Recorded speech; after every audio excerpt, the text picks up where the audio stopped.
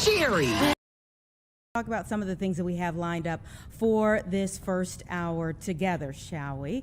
The Coast Guard's Great Lakes District is deploying wind and solar powered autonomous drones to support missions, of course, on the Great Lakes for the summer months. It actually starts this month. So we're going to be talking tech with the Unmanned Aircraft Systems Manager, including the critical information that they will be able to provide to those who will be monitoring it. Also, there's new data that shows violent retail crime is on the rise here in the state of Illinois. Never like to hear that, but we definitely want the details on it. It shows that retail workers are facing rising levels of in-store violence tied to repeat and organized offenders. And I'm looking forward to a conversation with the president and CEO of the Illinois Retail Merchants Association about that very soon. Also, our sports team here at Fox Chicago never has a dull moment in this city. It's only Tuesday, and they already have big talkers when it comes to the Bulls, the Sox, the Cubs. Still waiting on the Bears. But Cassie Carlson is going to come up here to Studio 32 and walk us through it all momentarily. But first, while we all know that traffic can be brutal all over Chicago, some say that Goose Island traffic is like the Wild Wild West. Jonathan Snyder, Executive Director of the North Branch Works, which is an economic development group that represents businesses in the area, is here with me now. Thank you so much for your time today. Thank you for the invitation. It's good to be here. Let's just talk about this. I mean, would you, if you were ranking, traffic that you hear about most often in the city of Chicago, bottlenecks that you hear about most often, where would Goose Island rank for you? For me, I think it's the number one bottleneck. It's been very frustrating to try and get attention about this issue because it's been affecting businesses and employees of those businesses for a long time, but it's just gotten much worse with all of the additional bridge closures and ongoing construction. Mm-hmm. Let's break down a few of those things. So when we say it's been hard for the employers and for the employees of several businesses, talk a little bit about what exactly they've experienced. Certainly. For businesses coming off of the island, so from about 3 o'clock to 6 o'clock, it can take a half hour to move 2 blocks, and that's not even to get onto Division Street. So this is the very congested North Branch and West Division Street intersection that leads into the Division and Elston intersection. So you just get a cascading effect of traffic being pushed further and further, or traffic congestion just going back further and further, and then cars trying to sneak into the intersection when there's a don't block the box area. It's just causing lots of frustrations, and we're talking, a half hour to move a block or two. That's it.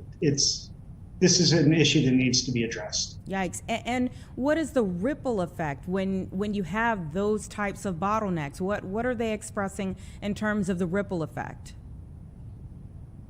You're seeing the traffic back up past Halstead, going east. And we had thought that this was going to get a little bit better after the Kennedy construction was completed, because that was limiting access to the expressway. But that hasn't been the case. It's just continued to get worse and not move. You have cars that are now traveling in the bike lane trying to bypass some of the traffic. It's not safe, and it's not good, and it's impacting the productivity of some of the businesses who call Goose Island home. Yeah, and that's really what I wanted to drill in on. I mean, are they seeing their retail numbers go down? Are they losing money essentially because of this?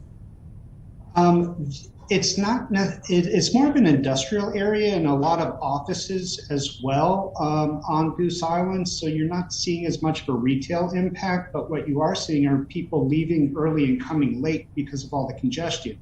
So if your employees are no longer able to work an 8-hour day, then it does have impact. And I've heard that from some of the businesses.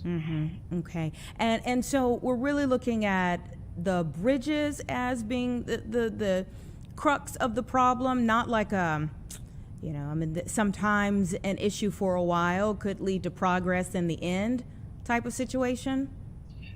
Yes, eventually when the bridge projects are completed, traffic will flow much better. But after the Chicago and Halsted Bridge project is completed, they're going to be starting work on the Division Street Bridges project. That is going to take some time. They're not going to be closing the bridges. They're going to be installing temporary ones, but it will have an impact.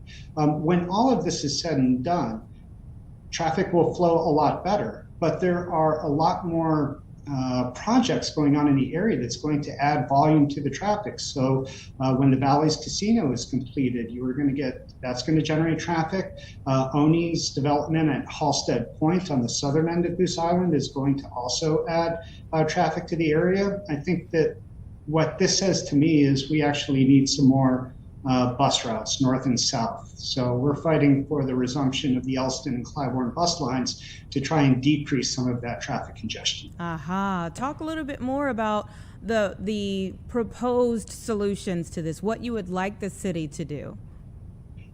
For the short term, I would love the city to have the resources to put some traffic aids in place to handle those truly congested intersections and prevent traffic from blocking the box.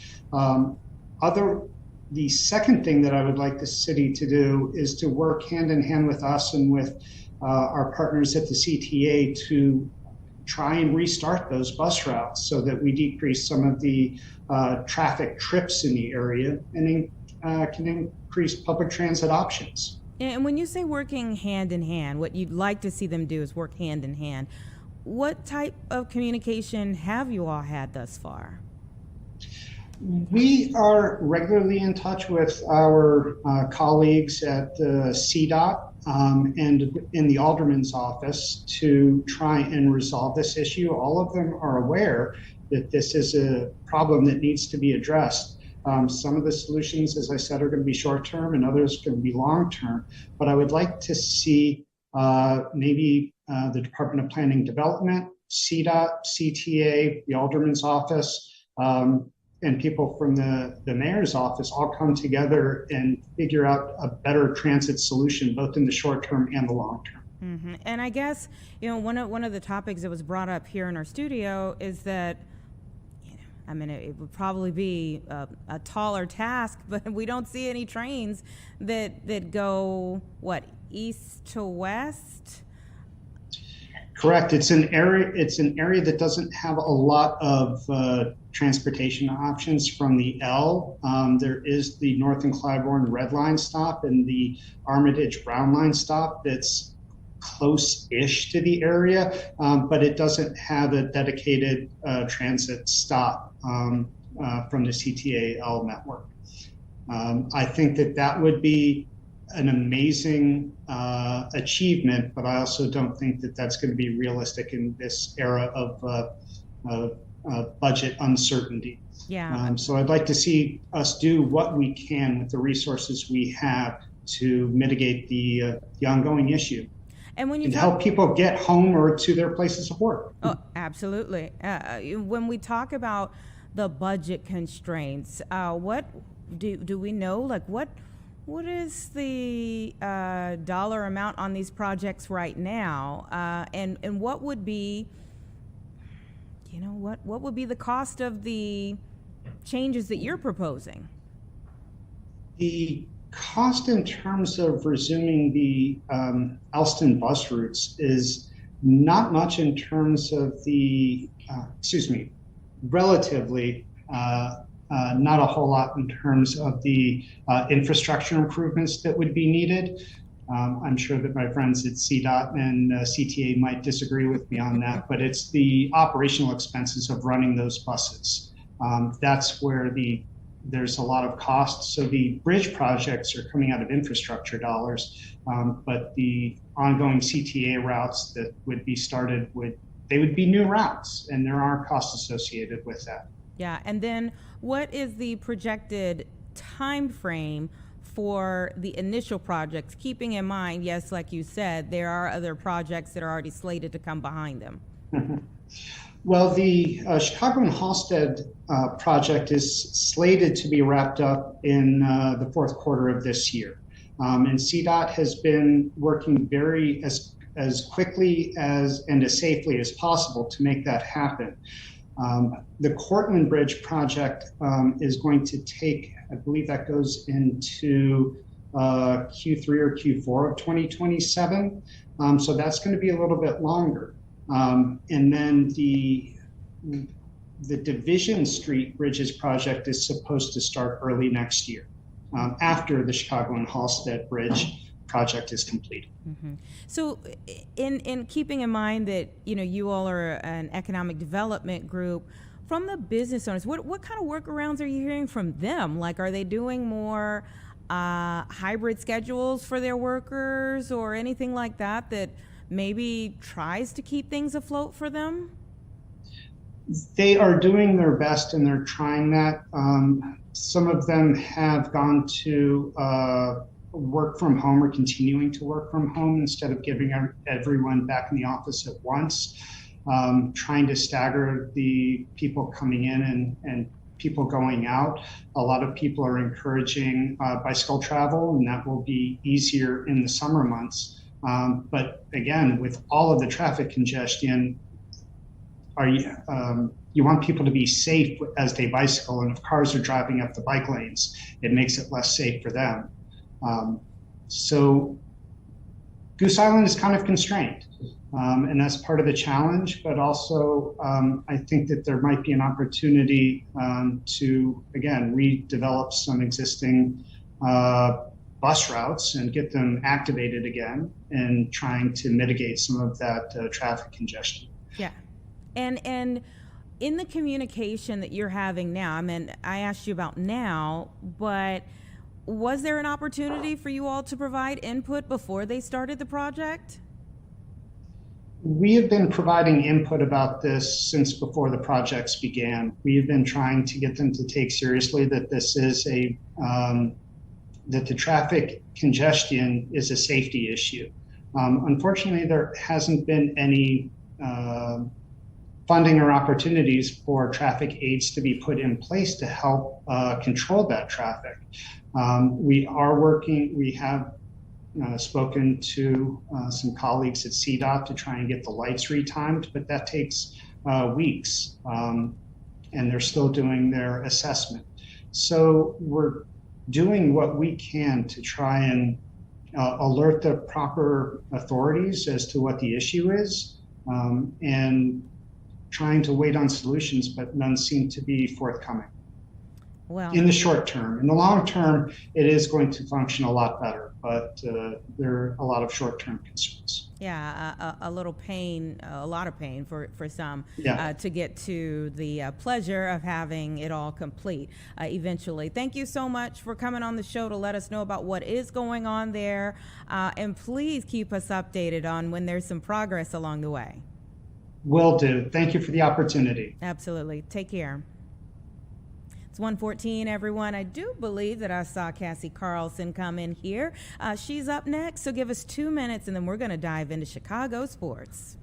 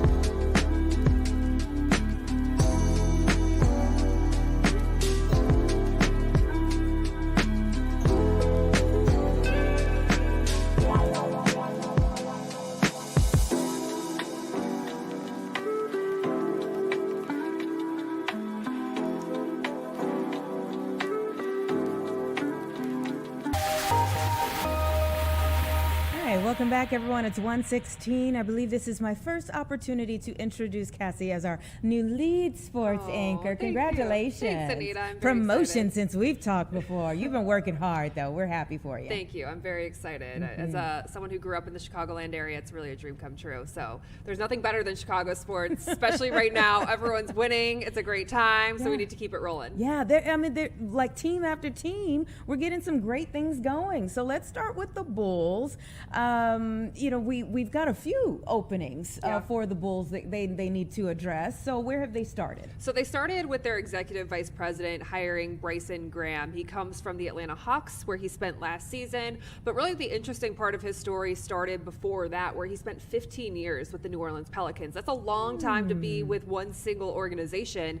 And what's cool about his story is that he worked his way from the ground up, started as an intern in the front office and worked his way all the way up to general manager. So someone who has done every single job, whether it be video coordinator, doing operations stuff. He kind of has gone through every single job, which I think gives you an appreciation for how to do the big job, knowing what everyone under you has to do. And so he's interesting, 39 years old, outside of the organization. And really when this happened at like 4 o'clock yesterday, it was kind of a shock because all of the reports and rumblings is that they were going towards Matt Lloyd, someone who is the GM of the Minnesota Timberwolves, who are in the playoffs right now, someone who has a history working for the Bulls organization, started there in PR, grew up in the Chicagoland area, and to hear then at 4 o'clock yesterday that they elected to go with someone else who we knew that was a finalist for the interviews but just wasn't really being talked about much was pretty shocking. But I think the Reinsdorfs, they hired an external search firm to try and find the right fit for this, and by all accounts it's that he really impressed them during his interview, and he's really good at scouting talent, developing talent, and we know that the Bulls are in this limbo land, having missed the playoffs for several consecutive years. They trade away all their players. They're kind of starting from scratch, and they have now 2 first-round draft picks. We're going to find out where they are at the draft lottery on Sunday, and they have nearly $60 million in cap space to play with. So he's going to come in. He's going to have to fill out his front office, his coaching staff. One thing that sometimes Bulls reporter Joe Cowley reported is that money is of no object. So the Reinsdorfs are saying, hey, do this right, do it how you want to. So it's going to be interesting to see what he does do. Well, that has to be great to hear. Money's no object when you come in the door. Exactly. Very few it's people the hear Bulls that. organization. It's how it should be, right? This is a storied franchise in the number 3 market. And, it's just so far removed from those years where you had success that you need to have someone to come in and know how to rebuild it. And that's going to be what he's tasked with. Now, the interesting thing is there's just really not much information out there about Bryson Graham, and so the Bulls are holding a press conference tomorrow afternoon where he'll speak for the first time, and that's when we'll start to learn a little bit more about all of his stops, what his plan is, and if there's anything that from the last regime of Arturas Karnisovas and Mark Eversley that they were critiqued on is their inability to communicate with fans. And from everything that the Reinsdorf said in his statement, some things that you've seen on Twitter for people who have covered Bryson Graham in the past is that he is a really effective communicator. So that he'll be sharing his message with all of Chicago tomorrow when he speaks. I mean, what a pressure moment. Obviously I'm hoping, we should all hope that he rises to the occasion. What do you think about their strategy here? Having someone who maybe doesn't have the experience of, being in that front office, having this type of position for a major team for a lengthy period, but could grow with them for quite some time. Well, we know that the Reinsdorfs they're a loyal family. They're loyal to their people. And it seems like this guy, Bryson Graham, is also loyal to the franchises because I'm sure he had other opportunities in his 15 years that he spent with the Pelicans to go to jump to another team, maybe for a higher title. And so I think that's going to be one of the interesting things we see. The Bulls don't turn over their front offices very quickly. I think there's been 3 in the last, since it would have been Jerry Krause and those guys. So this will be the 3rd. So I feel like Bryson Graham is going to have a runway to make decisions, see how it works out, and then, if maybe we're here 6 years from now reevaluating. But given the fact that he has hit on some draft picks in the past and that the Bulls are trying to get at least one top 5, Maybe it's going to be top 10, and then you'll have pick 15 and the draft coming up in the summer. Then, they should realistically be able to get 2 players in a deep draft that should be able to contribute. And you're building around a team right now with Josh Giddey and Modest Buzelis, and then finding people to bring in with that cap space that you do have to make it all work together. Like, that's the thing I think that they need to have an identity to this team. So he's going to be tasked with that, but first it's going to be filling out his staff, whether it's bringing in a general manager to be under him. Then you have to look at head coach. Those are all things that I'm sure we'll start to learn about probably in the next week or so. Are we hearing any rumblings about a coach out there who's in need of a job or who they might be looking at? I mean, there's all these different sorts of reports and theories about who we want. I mean, when these people come in for these interviews with teams, most of the time they're bringing a binder that has everything laid out of their ideal situation of who they would hire for not just head coach, like all these positions. So I'm sure he has someone in mind. One name that popped up was the Spurs assistant coach, Sean Sweeney. He's another younger coach. Obviously the Spurs are in the playoffs right now with Victor Wembanyama, and he has previous history coaching with the Mavs under Jason Kidd. So that's a name that pops up. I saw something about Tom Thibodeau, but I don't know if that, some of this stuff, you don't know if this is just being thrown out there, if there's any truth to it. So yeah, we'll have to wait and see what he elects to do and whether he goes someone with more experience. He has history working with Monty Williams, or he goes someone younger like he is. But obviously it's all going to be centered around who's going to develop these players the most, because they were likely going to be a young team. All right. Well, we're wishing them the best. It is a full rebuild over there. Let's talk about the Cubs. They're on a run. They're on a run. They can't be stopped. Actually, they cannot be stopped. They've won 12 straight at Wrigley Field. Pretty awesome. 6 in a row. 16 out of their last 18 games, and to do it last night in walk-off fashion, like, I think it just encompasses the good vibes, like in the clubhouse right now and on the north side, and the way they did it with Michael Conforto, someone who hadn't played since last Wednesday, being called on by Craig Counsell to pinch hit in the 9th and to hit his first walk-off home run and first home run as a Cub. And this is someone who's on the older side, gets invited to spring training, 33 years old, to come up in that moment. Like, the stories just keep getting better and better and better. And so, yeah, the Cubs are so much fun right now, and to do it against a division team in the Reds, you just hope it keeps going. Like, I think, like, inside the clubhouse, they feel like they can't be stopped. There's a great story that their pitching coach, Tommy Hotovy, told on the radio, and he said that they're doing this new thing where they're doing Malort shots for players or that's helping pitchers of the game. So Craig Counsell had to do one after he won his 900th game, and apparently they're doing it with players and like players of the game. I think it's incredible. There's a podcast out right now with Anthony Rizzo and David Ross about that 2013 team. And apparently there was a lot of drinking going on that team as well. So maybe it works for camaraderie or something. No, but the Cubs are fun. I mean, it's just a really cool stories, and I think Craig Counsell, being one of the highest paid managers in Major League Baseball, it's like kind of game after game where you see why, by decisions to have Conforto pinch hit and knowing to call on him despite him not having many at bats, just like being strategic in those moments is really showing. He was up fresh. He was fresh. He was fresh. ready. All right, it paid off, and even the Sox are doing well so far. It's unbelievable. Keep it going.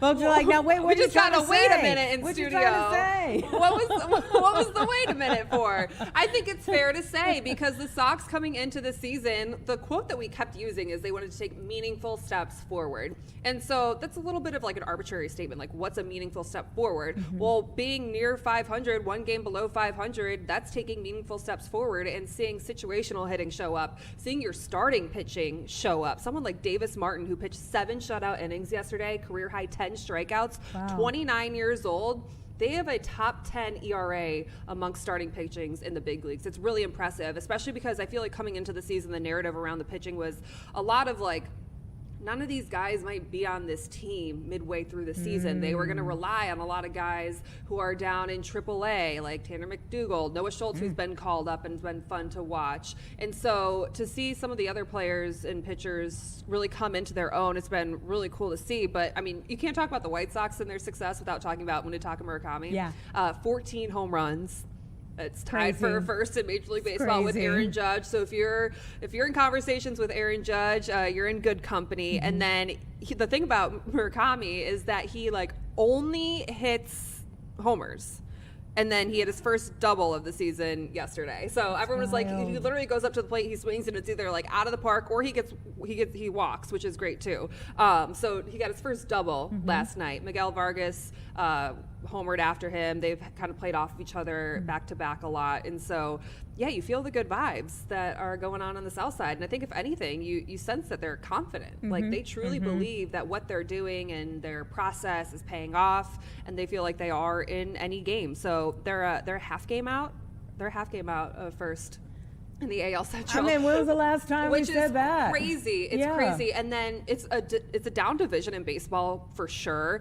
And then you look at the Tigers, who has a 2-time AL Cy Young winner in Tarek Skubal, and he is now going to be out for potentially 2 to 3 months because he's undergoing surgery on his pitching arm. So maybe that opens a window for the Sox to make a little bit of a run if they can keep this up. I don't feel like anyone's going to like. I look at the standings every day because it's always interesting, and you always want to keep track of where the teams are. And so to see that they're like right there is pretty incredible. So it's going to be interesting to see like where they're at the All-Star break or where they're at in August, and then how we judge it and if they can keep this up. And we'll continue to see young players get their opportunity. That's the big thing. Can they keep it up? We certainly hope so.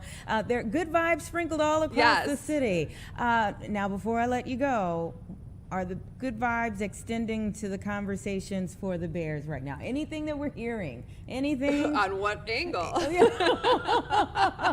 Any news? Well, everyone, of course, wants to know about the stadium, which is in limbo right now. Obviously, they have until the end of May, with session ending, to come up with their final plans, and that still has to go through the Illinois Senate. When it comes to on the field, they report to rookie minicamp on Friday. That's Friday and Saturday for all the rookies, so they get to get on the grass for the first time with the coaches. That'll be exciting. We'll be up there Friday for that. And then we're all waiting to see when this schedule is going to be released, because they kind of put out like a feeler date for like 3 days next week.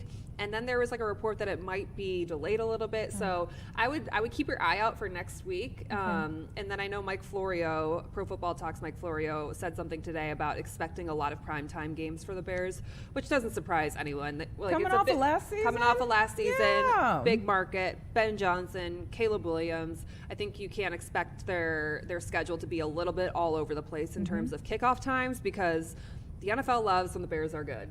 Because obviously it's a big draw. Ready to see plenty of this. Yeah, the Iceman in prime time. Ready to see plenty of that, you know? Yeah, we're waiting to see when that's going to be released. Everyone's going to wait and see if they do have that first game of the season, which is Wednesday night in Seattle against the defending Super Bowl champs. That would be a litmus test to start. So that's kind of what everyone's waiting on right now. All right. Like I said, from the beginning, you really don't get a break ever. There's always something going on in sports in Chicago, but it's a good time right now. So that's the best. And Hawks could get the #1 overall pick in the lottery tonight. Okay. Yeah. Before we leave, 13. I have my probabilities written down here because they're hard to memorize. So it's the NHL lottery tonight. 13.5% chance at the #1 overall pick for the Blackhawks. 14.1% chance at the #2 pick. 30.7% chance at #3. The furthest they could fall is 4. Oh, wow. So they'll have a top 4 pick. Yeah, any of those is like still. You want 1 or 2 because those are the top 2 prospects that everyone's talking about would go 1 and 2. But yeah, the Hawks are young. They traded away a lot of their veteran players, and so they want to play in some meaningful games next year in the playoffs. So they'll have the opportunity, hopefully, to get one of those top 2 picks. Add some pieces around Connor Bedard. You know, they've been rebuilding too. So yeah, all right, a little added sprinkle of good. Lots all right, of sprinkles. We'll see what happens tonight. We might have to call you back in here tomorrow, depending upon I'll that. be here. All right, thank you, Cassie, for coming up. 1:30, everyone. We'll be back in 2 minutes.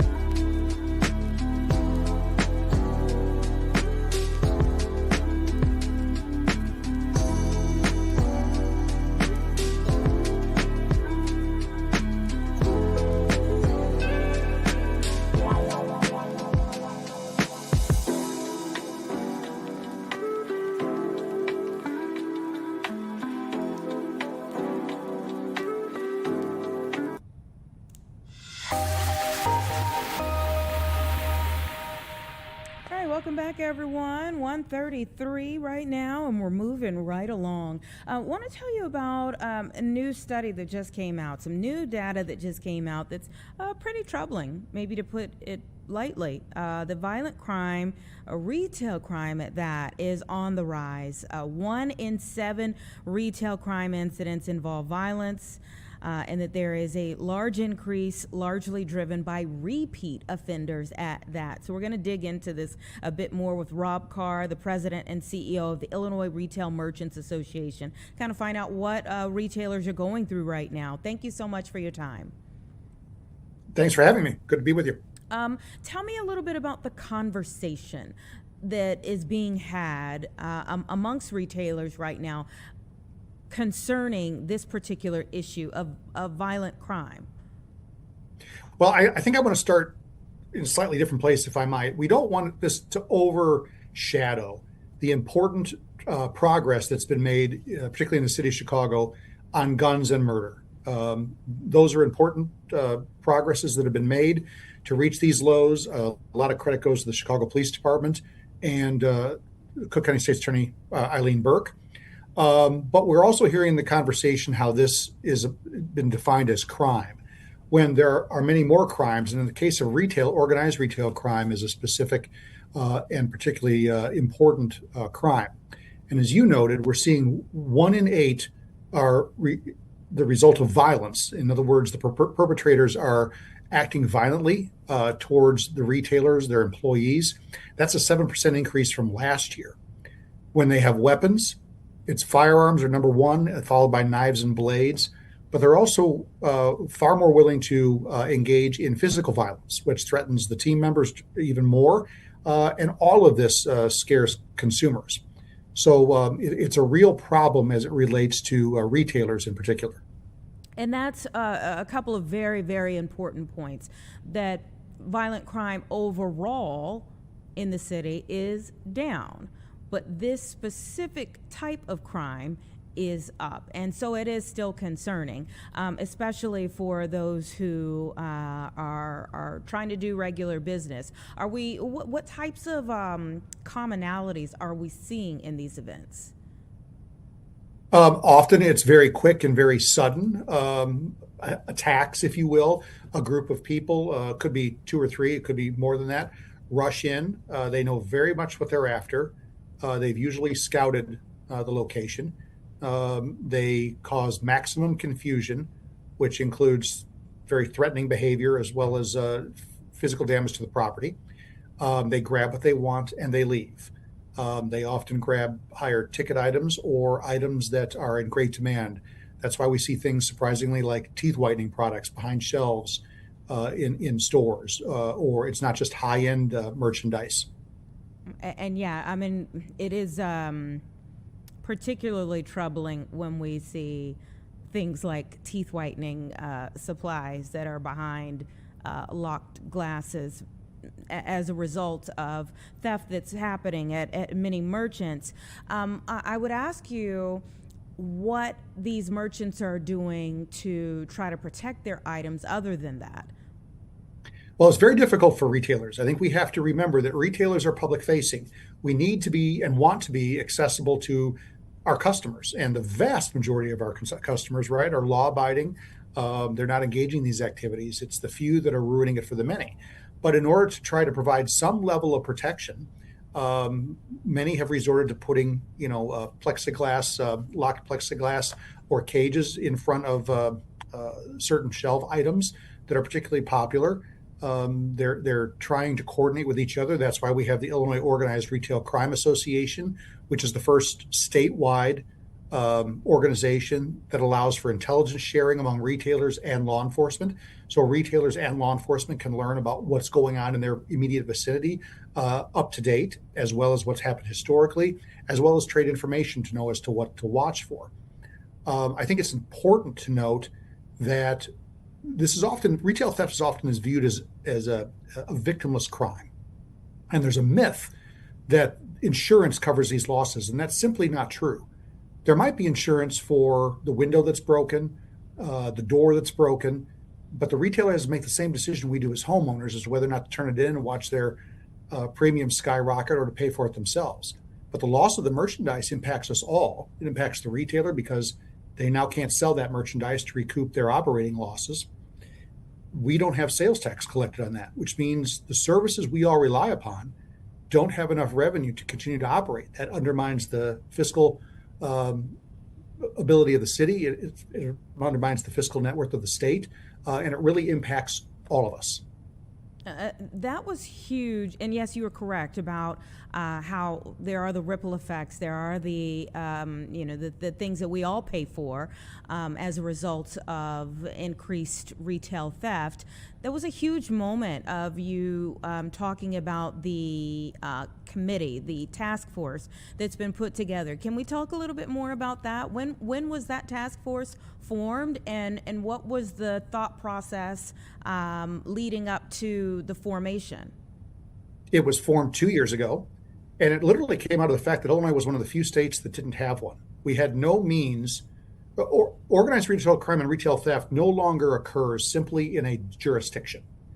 It crosses multiple jurisdictions. You might have the organizer in one county or municipality.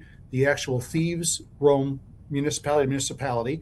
You might have the fence or the buyer in another county, and it might be stored somewhere else. So it's important to share this information. And these, they don't hit the same store all the time. They go store to store. And so it's important to have this information available. So we created this and used the Aurora platform to be able to share this type of information. Retailers can share it, loss prevention can share it and access it. Police can share it, state police, local police, federal agencies are involved as well. And it's really encouraging that communication and that sharing of information, and it helps them look at something and say, wait a minute, this might not be an isolated case. This happened in this municipality, but it also happened over here. And they can start comparing those notes and putting together a broader case rather than treating it as, a one-off retail theft situation. Mm-hmm. Now, what more do you think we need to see in the city to deter this type of crime? I think we just need to be sure that we're hearing too much in the public narrative that crime is down. And that's not quite true. Murder's down, gun crimes are down. Very important. We are thrilled with that. We need our residents, we need tourists, we need everyone to feel safer coming out, being out, going to restaurants, going to stores. But there are other crimes, and this is one of them, that are significant. And they're actually increasing, they're not going down. So I think what needs to go forward is continued partnerships, expanded partnerships, and expanded communications, which is exactly what ILORCA, the Illinois Organized Retail Crime Association, helps with and tries to bring everyone together to do. It's really going to take a sustained collaborative effort, because thieves will always look for the weakest link. Mm-hmm. And so just because you suddenly stop it here, they'll look for another way in. So we have to be constantly on our toes and never let our guard down. Are there some, for lack of a better way of putting it, some frequent hotspots that you all are seeing? They used to focus primarily on higher end goods, but no, now they go wherever the weakest link is. So they've now started to fan out into the neighborhoods. You might recall during the pandemic and immediately after, they were very focused on hot spaces like the Mag Mile and Oak Street. And, Sheriff Tom Dart, of his own initiative, put a substation there quietly, didn't tell anyone, just did it, had an increased presence, had a real impact. And he's another one who's stepped up big time.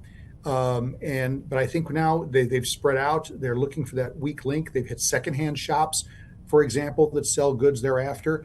So it's really something that can impact and does impact anywhere at any time. And so we really have to, again, be very coordinated, very focused, very cooperative in our efforts across all sorts of boundaries. Yeah, but I guess when I mention, what more do you need? You mentioned that Sheriff Dart, on his own volition, set that up there. But do you feel like you need maybe more of a police presence in certain areas, or more operations like that? Or what more would you all like to see? we're always respectful of the rank and file policeman, but I think having the state's attorney Burke has really changed a lot, because previous to her administration, rank and file police officers on the street didn't want to take the time to show up and do the paperwork because they knew it wasn't going anywhere. So you need prosecutors who are going to take these crimes seriously, but we also need to educate, and we're in the process of doing that, educating rank and file police officers who look at something and say, oh, this is just retail theft, to stop and say, maybe not. Maybe it's part of something broader. And we need everyone to realize that we're all victims of retail crime. Again, going back to what we talked about before, those items now are not having sales tax collected on them. So it impacts all of the services we rely upon, from streets and sands to protection. We need continued focus, continued partnerships. As we are able to get them, we need some additional resources directed towards this effort. And then I think, we need to look at some more local type things. So bollards are popular to put up in front of restaurants. Now, not every municipality will allow them, or there are very strict permitting requirements, too many hurdles to jump through. We need to maybe look at some of those types of approaches to help retailers help themselves and their customers. Yeah, why is that? That the bollards, there's so much red tape around bollards.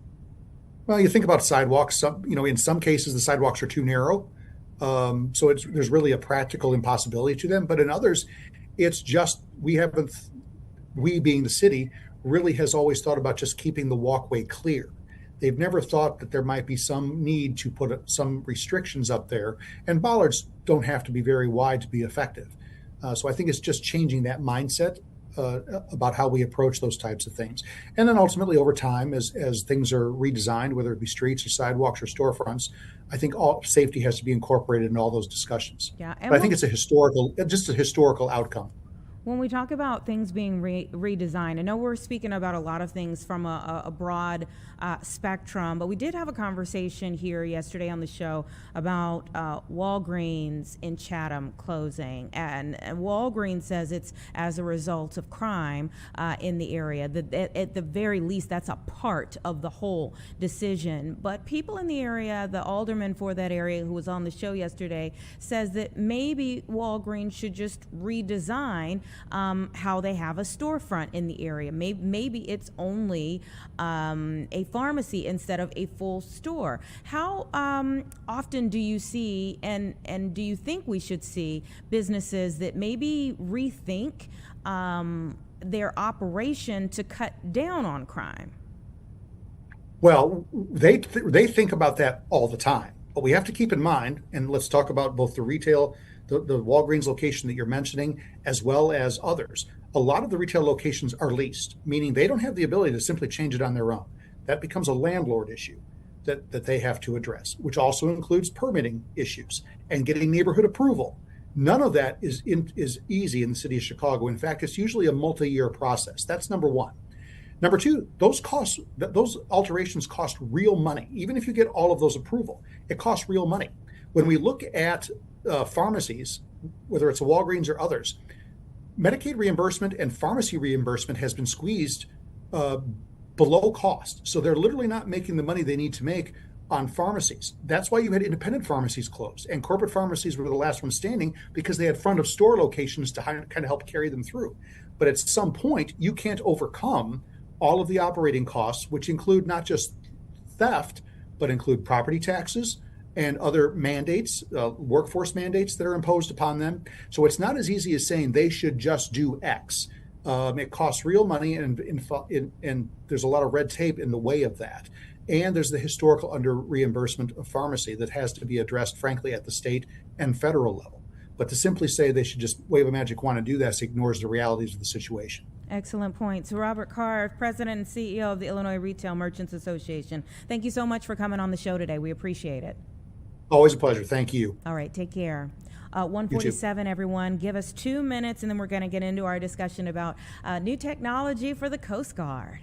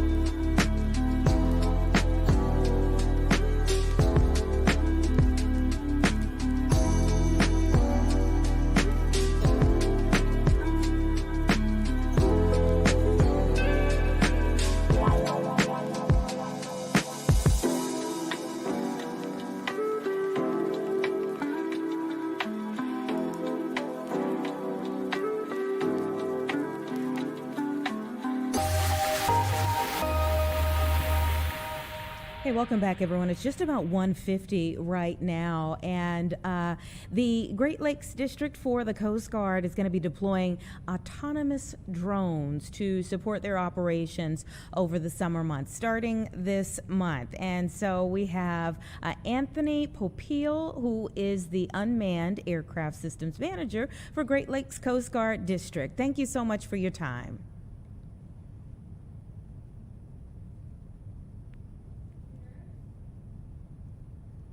Uh-oh. Let's see. We can see you. It doesn't look like he can hear us. Is that on him or on us? Okay. They think it might be on your end. Maybe the headset? Let's see if we can work on it. Talking about wind and solar powered vessels. So we really want to be able to hear more about it, get some details about it. Any progress here? Okay. All right. How about we let's see. There we go. I got you. Okay. All right. Wonderful. Great to have you here. We appreciate your time today.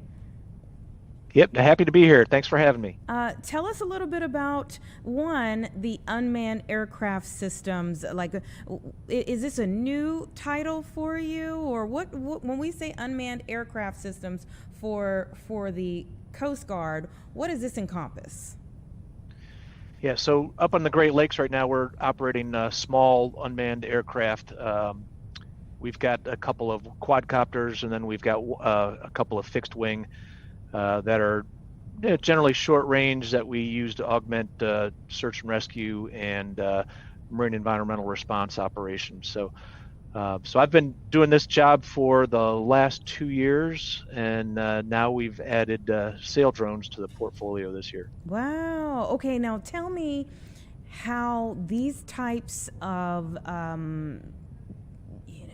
craft have changed you all's approach to missions, how they have advanced your ability to achieve your missions.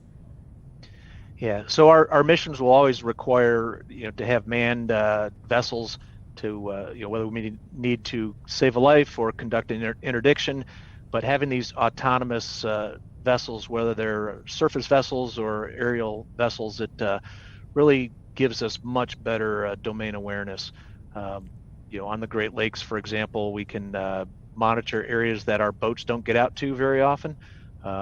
We can set these drones out, and they can watch what type of traffic, if there's any distress issues, or just what the patterns of activity are out in these more offshore areas of the Great Lakes. Mm-hmm. And when you say distress, what is a typical summer like for the Great Lakes? Yeah, as you know, the Great Lakes has a pretty good population density, so there's a lot of boating activity all summer long, and we've got a great network of responders. In addition to the Coast Guard, a lot of the local sheriffs and police and fire departments are able to respond as well, in addition to some of our federal partners. And like I said, having these aircraft to provide to support with aerial situational awareness or radar awareness on the part of our sail drones really just gives us a chance to do our job that much better and to have a better understanding of what's happening on the lakes. Yeah, take us into the driver's seat, if you will. When you do hear of a distress call, what happens in terms of using the unmanned aircraft systems? Yeah, so typically when we get a distress call, we've got a Rescue 21 system that will, if it's from a marine radio, it'll give us a line of bearing out to where the boater may be, and if we're lucky enough to have it picked up by two boaters, that'll give us two lines. But a lot of times we don't have enough information to pinpoint. So having a drone to be able to quickly identify where a situation is unfolding, and then the ability to direct a an asset there is really, really valuable for us. Mm-hmm. And the latest addition, the sail, help me out. The sail Sail drones. sail drones. Okay, tell Yes. me about those. Yeah, so these sail drones are 33 feet long. They've got a mast of about 19 feet. So they're solar powered.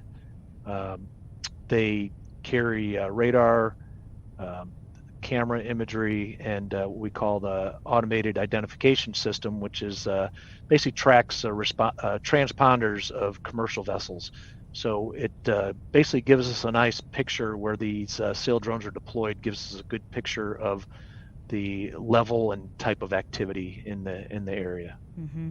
And I would assume that, yes, there is a cost to add these to your overall fleet, but in the end, it's probably cost cutting as well. That's exactly right. That like I said, we're not looking to replace our manned stations. We're looking to augment our ability to cover the lakes. And as you said, this is a much more cost-effective way than, adding another manned aircraft or another manned cutter to operate in an area. Having these sail drones, like I said, it's a cost advantage and a technology advantage. They have machine learning, so as it sees vessels, it learns from what it's seen, and it better classifies what types of vessels it's seen. And like I said, it's a neat tool for us to have at our fingertips. Yeah, and when you say a neat tool, what has it been like for you to see this transition to using these types of devices, craft, in you all's missions? Yeah, so this is fairly new to the Great Lakes. The Coast Guard has been using the sail drones in the off the coast of Southern California, off the coast of Florida, and now we've just started using them on the Great Lakes and up in the New England fisheries. And like I said, it's a force multiplier for us.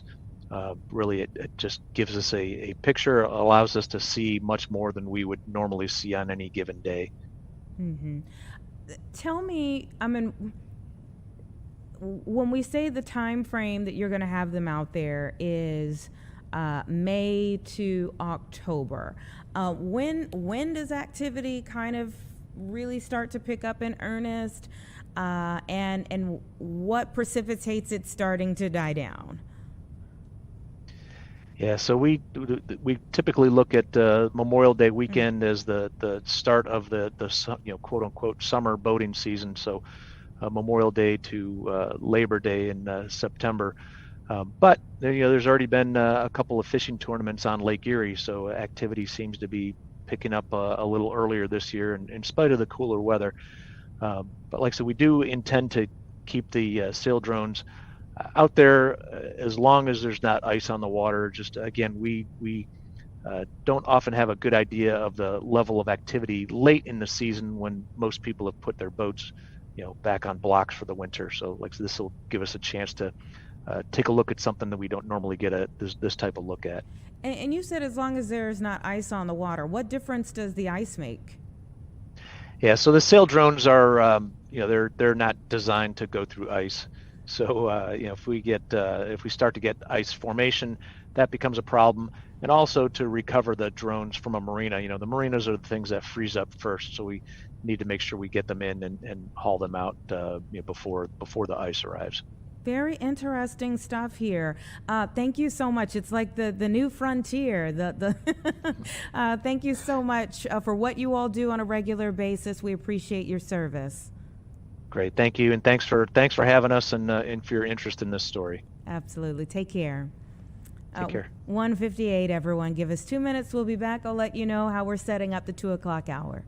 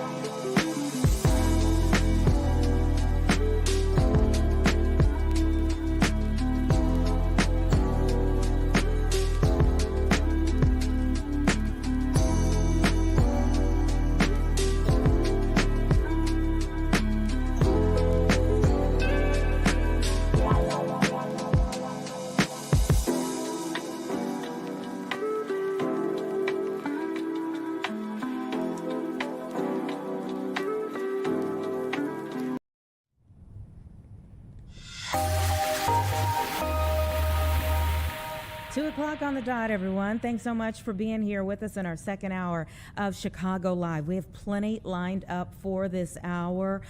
We are going to be talking about an operation for Grand Avenue. If you're familiar with the area and some of the things that are happening, there's an effort by many people who live in the area when it comes to bike lanes, and that it seems like every neighborhood that has to take up this big decision about what to do with your streets, your sidewalks, your walkers, your drivers, your bikers, the scooters in your area. It becomes pretty contentious because there are so many different ways of seeing the same issue when it comes to something like that. So we're going to talk about that effort. We'll also talk with the president of Planned Parenthood Illinois about that major decision from the Supreme Court when it comes to the abortion pill mifepristone.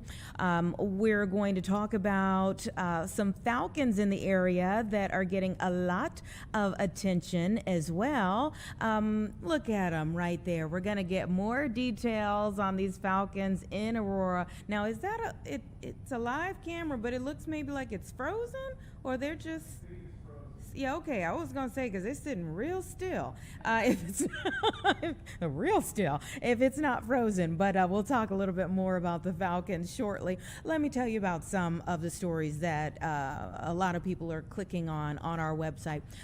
Fox32Chicago.com. You can go check them out for yourself. Marijuana reclassification's impact on Illinois cannabis businesses. We have heard from so many of these business owners over the last several months as they've been fighting for change, really. And the marijuana now moved from Schedule 1 to Schedule 3 under a rule change by the Trump administration. So this change is going to open the door for more medical research on the drug. The Illinois cannabis companies say, some of them say, that they could save tens of millions of dollars in taxes due to the change. The leaders hope that Illinois becomes a model for Midwest states without marijuana programs. And so this is tantamount to a major shift in federal marijuana policy. And again, we're digging into the details there as to what the shift is, what we know at this point in time, what some of the business owners are saying about the impact, and what comes next. That's always the big question. What comes next when it comes to marijuana at the federal level, and with this reclassification not being the final step? So you can see for yourself all of the details there in our article on Fox32Chicago.com. Also, we have an article about delays reported in Chicago body removal services. I know it's a lot, but this is a contract change that has a lot of families very upset. If you could just think about that type of situation. Former body transport workers say the response times have increased dramatically from minutes to hours. You have a body out there. Very emotional for a lot of families in very tough situations. So families and officers have been left waiting at scenes for body removal services. A Northwest Side, a funeral home, now holds the city contract. Former company is seeking to regain it. The information is all there for you, the backstory on how we got to this point, and again, where we go from here with that is all online for you to read. So those things are posted at Fox32Chicago.com. Let's dive into our first conversation. You saw the still picture of the Falcons there in Aurora, and we have Mayor John Lash with us. Thank you so much for coming back on the show. Can't hear. Yeah, hot topic, very exciting, new thing happening here in the city of Aurora. You all always have exciting things happening in the city of Aurora. So let's talk a little bit about when we first spotted the Falcons and how much excitement has built in the time that people have been watching them. Sure. So we first noticed this when several bird watchers were on the property across the river, which is our Paramount Theater. We have a promenade running along it, and a lot of long telephoto lenses started showing up and photographing the falcons. So one of our city employees went over to ask them what they were looking at. We found out that the nest was on a city building, so we were able to install a camera, and our IT department built a live feed over the weekend. We did get some photographs when they were still eggs, but they have since hatched, and we now have 4 new baby falcons, and we're reaching out to the public to ask them to help name the baby falcons. Oh my goodness. And I saw a little movement there, so I think the camera is live now again. I mean, what good fortune that it landed and decided to, make its home on city property. Yep. So tell me, is this the first time you all have done something like this? That I'm aware of. It's possible that it's happened in the past. I know that a lot of times when there's a birth at a zoo, there will be a public engagement effort to name the whatever the new baby elephant or whatever is. So we wanted to try something fun like that engaged the community and gave them a voice in developing names for these cool looking baby birds. And be it that so many people are now invested in them, like you said, like so many other animals. Whenever we can have a live camera on animals, I feel like, yes, you're right. We become extra invested. It's eating something, having a little meal there. What type of, can the city provide some type of protection for it, like Animal and Wildlife Services or something? Well, I don't think that we've explored that. They seem to be doing just fine. The main thing is we're exposing them to the public, but the good news is there's no way that the public can really reach them. There's a river between where the public can sort of see them and where they're located. The building that they're on is uninhabited city property, so unless somebody breaks into that, nobody's going to be disturbing the falcons. They've been doing well for the past month or so that we've been observing them. I just learned actually that there's members of our Sustainability and Economic Development Group and our Human Resources Department have both been actively watching these, and they have already come up with some of their own names. So they're a little disappointed that we're going out in a more democratic process to engage the public, but they can participate too. Maybe they can have a first and middle name, Yes, it'll be a bird with a very long name. So what are some of the names that you've heard thus far as proposals? I have not reviewed the list of names, but what people can do if they want to get involved is just go to yourvoiceaurora.il.us baby falcons. And if they go to that page, they can fill out the form and submit their names. And if they watch the live feed, they can maybe get a sense of what personality the birds have. Now, there is a male and female falcon, and they do take turns sitting on the eggs and then sitting on the chicks.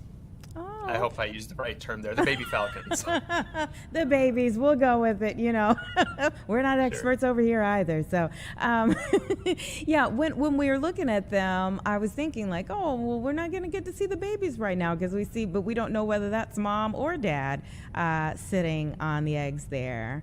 But in total protection mode. So we certainly hope that they will all will go well for them. And I asked you about protection because just a few weeks ago we had a story about someone stealing goose eggs. Like they saw the goose eggs out and the woman stole them.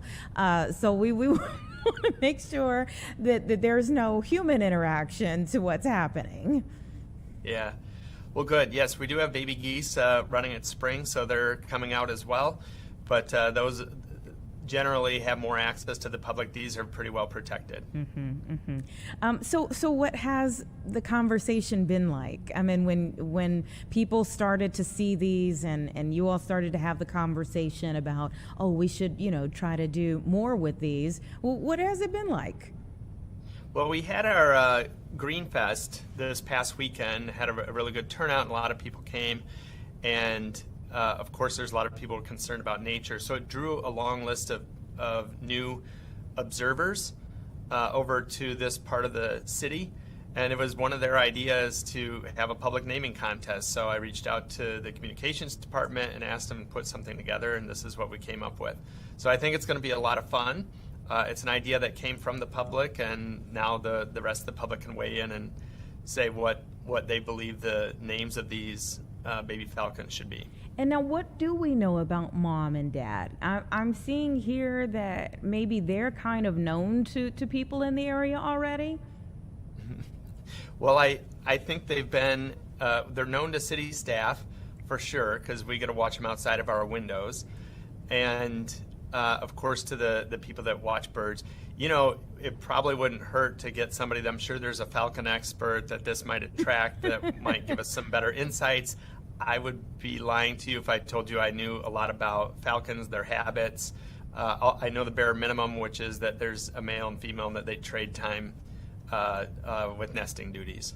Oh, well, I think this is so cute. And again, everybody, the nominations are now open. One more time, Mayor Lash, give us where people can put a name into the hat.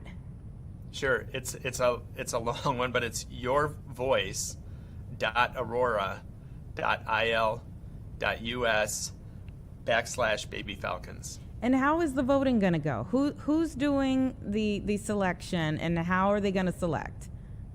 So we believe that internally there'll be a vetting process to come up with maybe the top 10 or top 15, and then put those names out to the public and have the public vote on them. And I think it'll draw a lot of attention, and hopefully by then we have some better education material on falcons, their habits, where they live, how long they live, and how fast these baby falcons grow before they get pushed out of the nest and join the real world. It's definitely an educational moment for all, not just the kids, but the big kids, the kids at heart as well. So thank you so much. You know, we see here in the city of Chicago, people love to look at the birds. We have many, many bird watchers who are out on a regular basis. We've named them year after year, and we've seen the generations of their family, all of those things. So it's wonderful to see Aurora now, you've got your falcons, and now we get to see a family grow. Yep, it's going to be fun and exciting, and once we have names, we'll probably reach back out to you just to make sure we're sharing that news too. Okay, can't wait to hear. Thank you so much for your time today. Thanks for having me on. Take care. Take care. Everyone, while we were speaking with Mayor Lash, Secretary of State Marco Rubio began a briefing there from the White House briefing room, so we want to listen in. Act of economic arson, bringing that to a close. We're doing it not only because we were asked, but because we're the only ones who can. We have the power to sort of take the steps that we've taken now. Under this president, under President Trump, the United States will help our friends. We're going to stand up to rogue regimes like the one in Tehran, and we're going to be unashamed to use our power and our abilities to project military power in the service of our national interests above all else. Now, what's really important for you to report and for everyone to understand is this is not an offensive operation. This is a defensive operation. And what that means is very simple. There's no shooting unless we're shot at first. Okay? We're not attacking them. But if they're attacking us or they're attacking a ship, you need to respond to that. You're not going to let some fast boat come up on the ship and shoot it up. We're going to respond to it, and we've been successful at it. I don't know what the exact number is, but I know a number of those fast boats have now been targeted, and will continue to be if they pose a threat to our forces. We'll shoot down drones, we'll shoot down missiles, but it's defensive in nature. This is defensive. So if you hear stories about attacks and launching of firing back and forth, it's not back and forth. We are only responding if attacked first. This is a defensive operation, and that's what's occurring here. Just about the importance of the Straits for a moment. This is approximately a quarter of the world's oil trade, along with significant volumes of fuel and fertilizer that operate through the Straits of Hormuz. The Iranian regime cannot be allowed to dictate who uses this vital waterway. I don't think this is also being reported enough. Maybe you are reporting. I don't read everyone. I don't know many damn outlets here. I don't know who you all are, but I know who some of you are, but I don't know all of you are. But I will say this about it. This is an international waterway. Okay, this is an international waterway. And international law is very clear, and I love it because everybody always talks about international law, and this international law on this is very clear. International waterways, no country can control them. There is no international law that allows you to say, I'm going to put mines in an international body of water, and I'm going to blow up ships that don't listen to us and try to go through. That's what Iran is doing. This is a criminal act. And someone needs to do something about it. Something needs to be done. It's completely illegal, completely illegitimate, and completely unacceptable. And that's why the United States military is guiding stranded commercial ships safely through the strait and is working to restore freedom of navigation and putting an end to these efforts to hold the global economy hostage. So far, as a proof of concept and as a proof of function, 2 U.S. flag merchant ships have successfully transferred the Strait of Hormuz in the first stages of this project, and they're now safely on their way. The U.S. military is deploying the necessary assets to extend this defensive umbrella over commercial shipping. But there should be no mistake. And as I said this already, this is a defensive operation. I want to reiterate that point. This is important to understand. If no shots are fired at these ships and no shots are fired at us, we're not firing shots. But if we're fired on, we will respond, and we will respond with lethal efficiency. The assets supporting this project, by the way, include guided missile destroyers, over 100 land and sea-based aircraft, multi-domain unmanned platforms, and 15,000 of the finest military service members on the planet. These forces have already destroyed, as I told you earlier, I thought it was 6, it's 7 Iranian fast boats that failed to heed our warnings. And by fast boats, we're talking about, some of these things look like Boston whalers.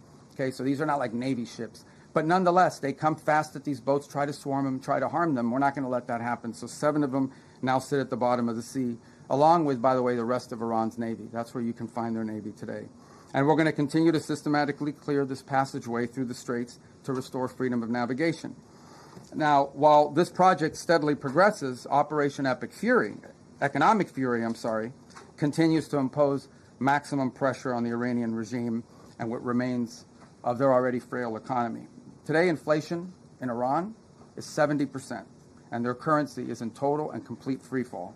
U.S. sanctions enforcement is stepping up. It's moving in lockstep with the naval blockade to degrade Iran's capacity to generate, to move, and repatriate revenue. It directly targets the regime's primary revenue lifelines. The blockade alone is costing Iran as much as $500 million a day in lost revenue.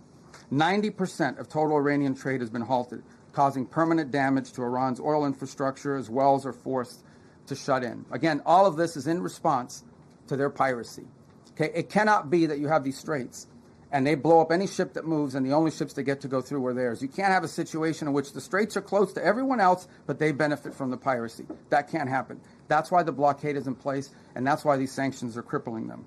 Any foreign financial, by the way, Treasury is now identifying and cutting off every dollar of revenue that's flowing to this regime. And so, look, any foreign financial institution or commercial actor that enables Iran's sanctions evasion is going to face secondary sanctions exposure and a loss of access to the U.S. financial system. As President Trump has said, and the facts clearly bear out, the United States of America holds all the cards. There is no scenario here in which if they decide to join a ladder of escalation, they wind up getting the last say. But our preference is for these straits to be opened to the way they're supposed to be opened, back to the way it was. Anyone can use it, no mines in the water, nobody paying tolls. That's what we have to get back to, and that's the goal here. Every day the conflict continues, however, our leverage on Iran will continue to increase, and their position will continue to weaken, especially as the blockade really begins to bite in conjunction with the sanctions. So, look, the time's come for Iran to make a sensible choice. And it's not easy for them to do that, obviously, because they have a fracture in their own leadership system. And apart from that, I mean, the top people in that government are, to say the least, they're insane in the brain. And so we need to address that, and it's difficult because it's hard to get past that in their system. But it's important for them to make a sensible choice and the one that's right for their people. The president, our president, has proven time and again that his preference is peace. But Iran must accept the reality of this situation and come to the negotiation table and accept terms that are good for them but ultimately good for the world. The diplomatic path, if there's a real diplomatic path, I'm not sure there's going to be one, but if there's a real diplomatic path and we continue to explore it, Steve and Jared are working on that very hard. If there is one there, it could be one that leads them to reconstruction, to prosperity, and to stability, and to not posing a threat to the world. The alternative is growing isolation, economic collapse, and ultimately total defeat. I know what the right choice is for Iran. I hope that the people over there making decisions will make the right one.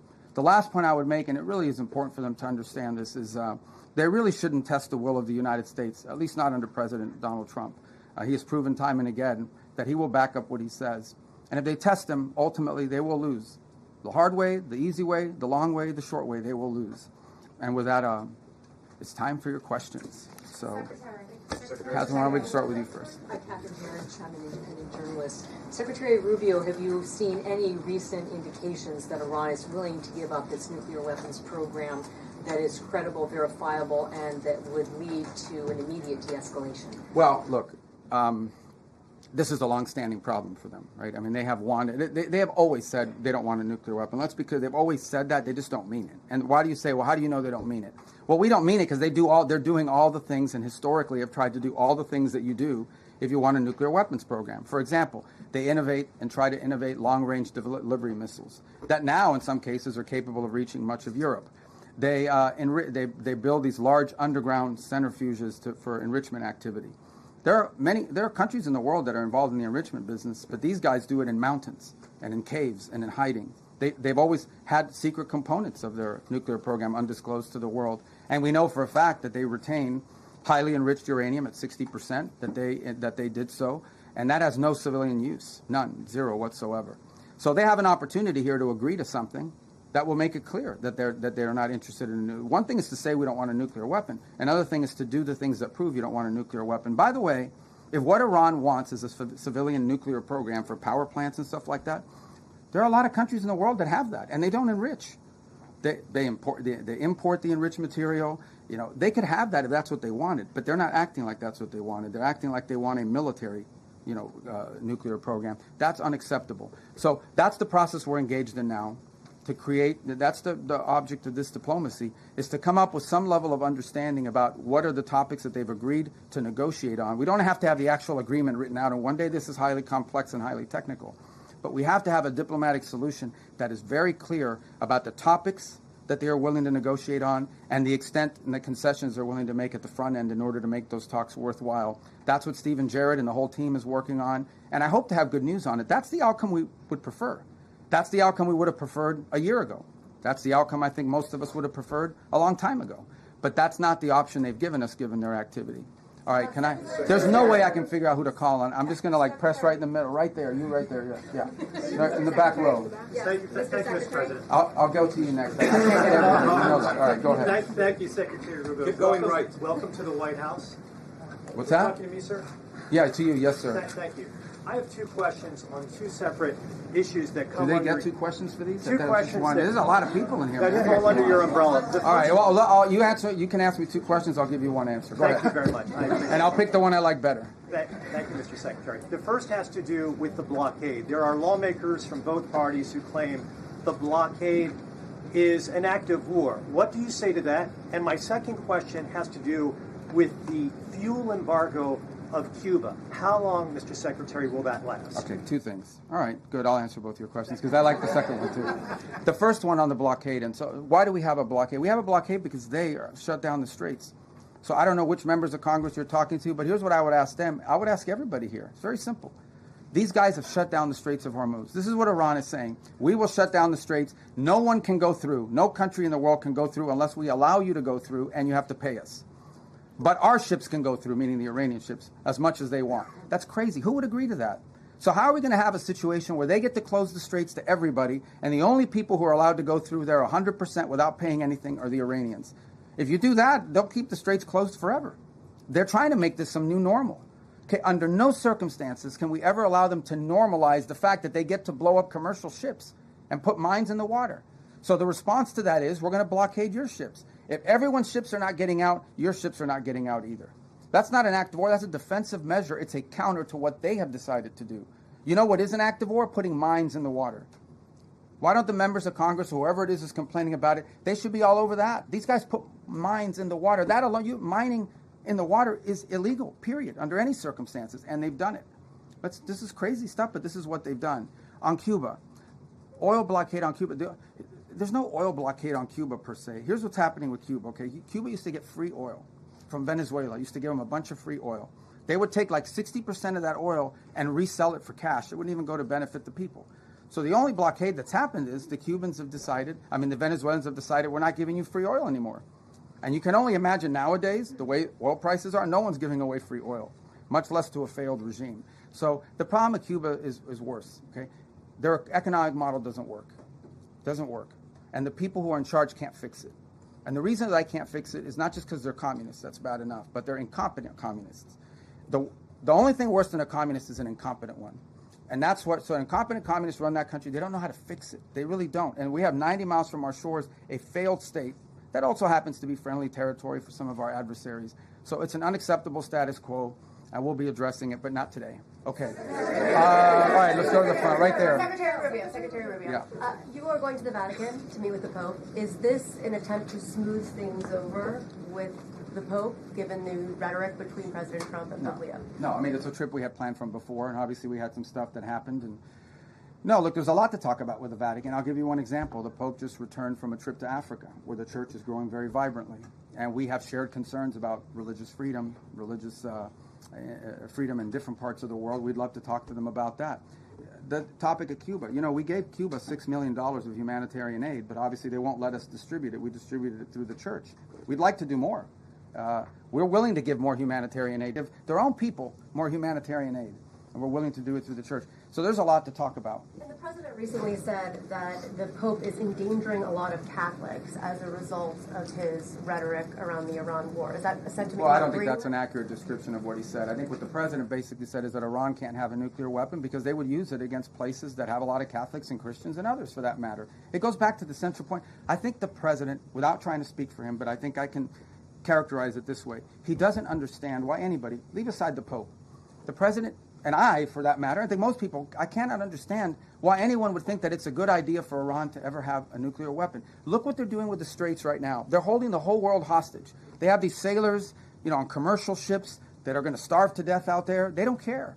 They don't care that this is melting down the economies around the world, even of their own allies. This is what they're doing with the Straits. What do you think they would do if they had a nuclear weapon? They would hold the world hostage with that nuclear weapon. That's what they would do. They would do exactly to the world with a nuclear weapon what they're doing now with the Straits. And I think the president's point is how anyone cannot see that as an unacceptable outcome and an unacceptable risk is beyond him. It's puzzling. And someone has to do something about it. The difference between this president and like the 6 presidents that preceded him were that he's the only one that's actually been willing to do something about it. Everyone says Iran can't have a nuclear weapon, but you got to do something about it at some point. And he's been willing to address that threat. And that's what he promised he would do when he got elected, by the way, is address threats like this. I wish I knew your name, guys. I apologize. Can you put name tags on? Thank you so much, Mr. Okay. Secretary. Who are you with? Who are you with? I'm with Rudao Media Network. Okay. Mr. Secretary, the President has said multiple times that weapons were provided to the Kurdish groups to pass on the Iranian people. However, Kurdish political parties and the regional government says they have not received such weapons. Even some claim these weapons remain in the U.S. base in the region. Can you clarify who those weapons were given to and whether you intend to retrieve them or still want to pass to the Iranian people? Yeah, look, ultimately, what the president is expressing, and I think has repeatedly, is he wished the Iranian people had, look, he's heartbroken by these images. You think about it, you're an Iranian, okay? You're unhappy that your economy doesn't work for you. You don't have freedom. You don't have an opportunity to express yourself. You've got friends that have been shot in the head because they're out protesting. And it's heartbreaking to him to see that these people are abused in this way and have no measures to take against their own government as a result of it. By the way, this goes back, if you guys remember the protests in 2009 where they slaughtered people in the street. This is a vicious regime, guys. Okay? These are people that hang people from cranes in the town square so everyone can see. They continue these executions of people and have continue to do so for over a decade and a half now.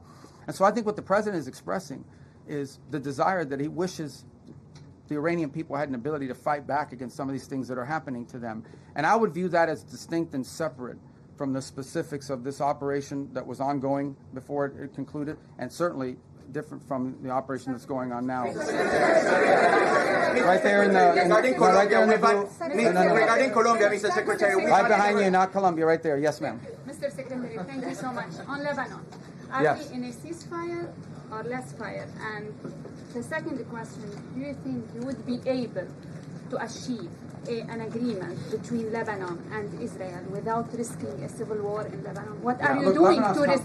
What are you doing to? No, I got it. I got the gist of your question. So look, here's the challenge with Lebanon. Okay, there's no problem between the Lebanese government and the Israeli government. Israel doesn't claim any land in Lebanon belongs to them, and by and large, I think a peace deal between Lebanon and Israel is imminently achievable and should be. The problem with Israel and Lebanon is not Israel or Lebanon, it's Hezbollah.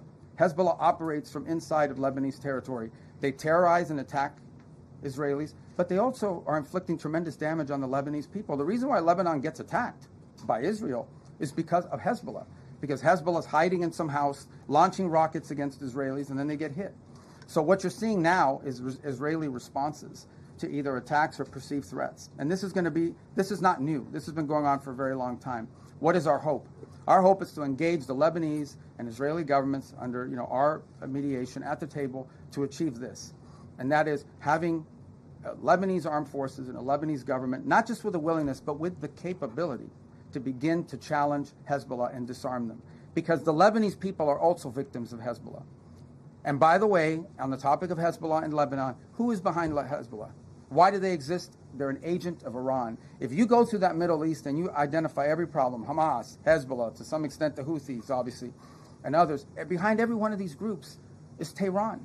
So apart from the nuclear weapons, apart from all these other things, these guys are behind all the bad actors. Hezbollah is a wing. It's an extension of Iranian desire to destabilize the region. So we're very committed to this process. It's not going to be easy. You're asking me a complex question. You know this has been going on for a very long time.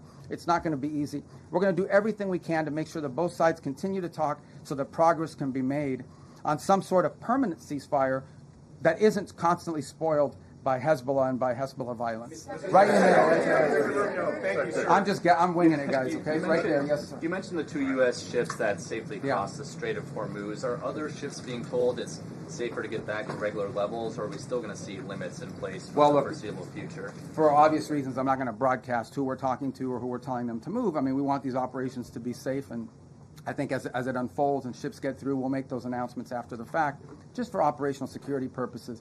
But the goal here is pretty simple. Establish a zone of transit that is protected by a bubble, the United States, both naval and air assets, and then allow ships who want to move through there and get to market, to begin to increase confidence in the ability to do so.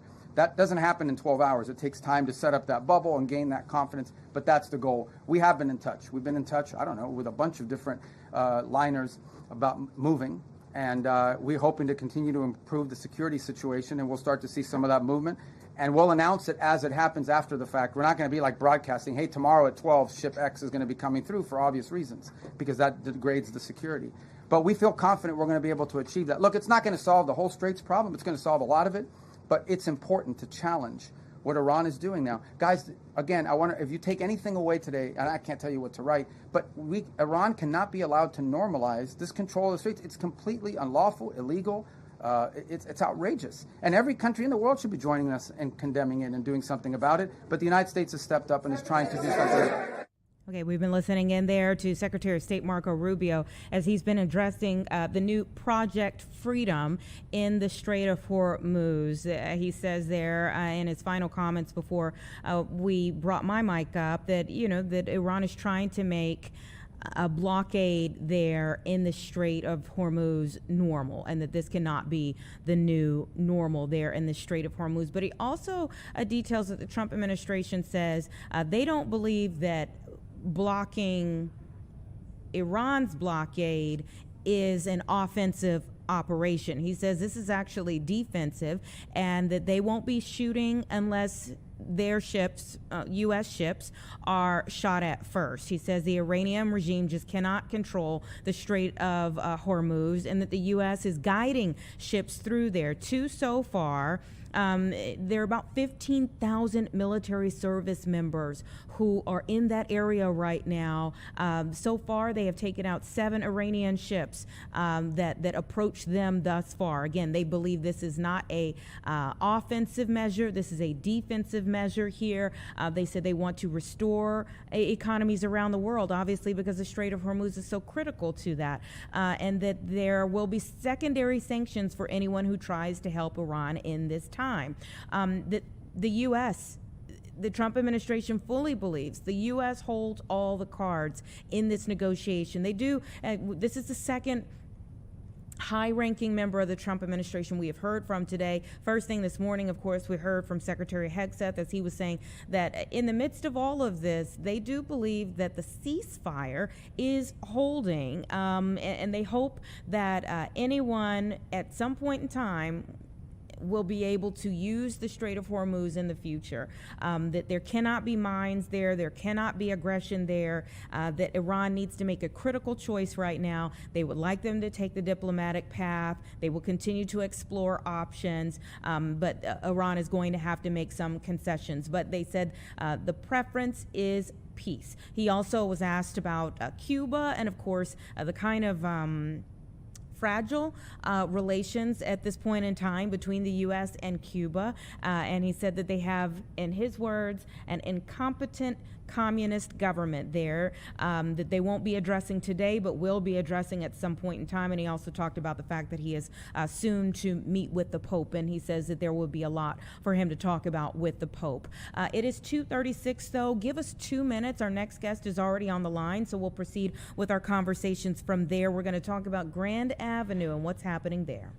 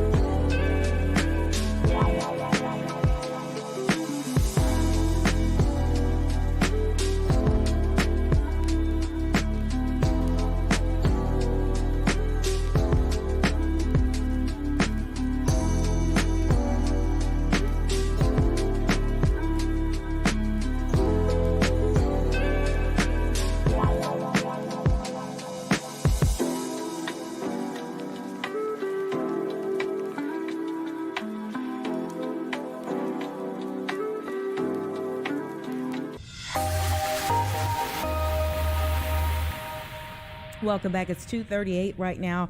And to say that things have been heated between many voters, many residents here in the city, and the administration in the city over bike lanes in several different areas would probably be an understatement. I mean, things really come to a head time and time again about these. We have Dan Olas, who is a 27th Ward voter, and we're going to talk a little bit about the bike lane proposals, the plan for Grand Avenue. Thank you so much for your time.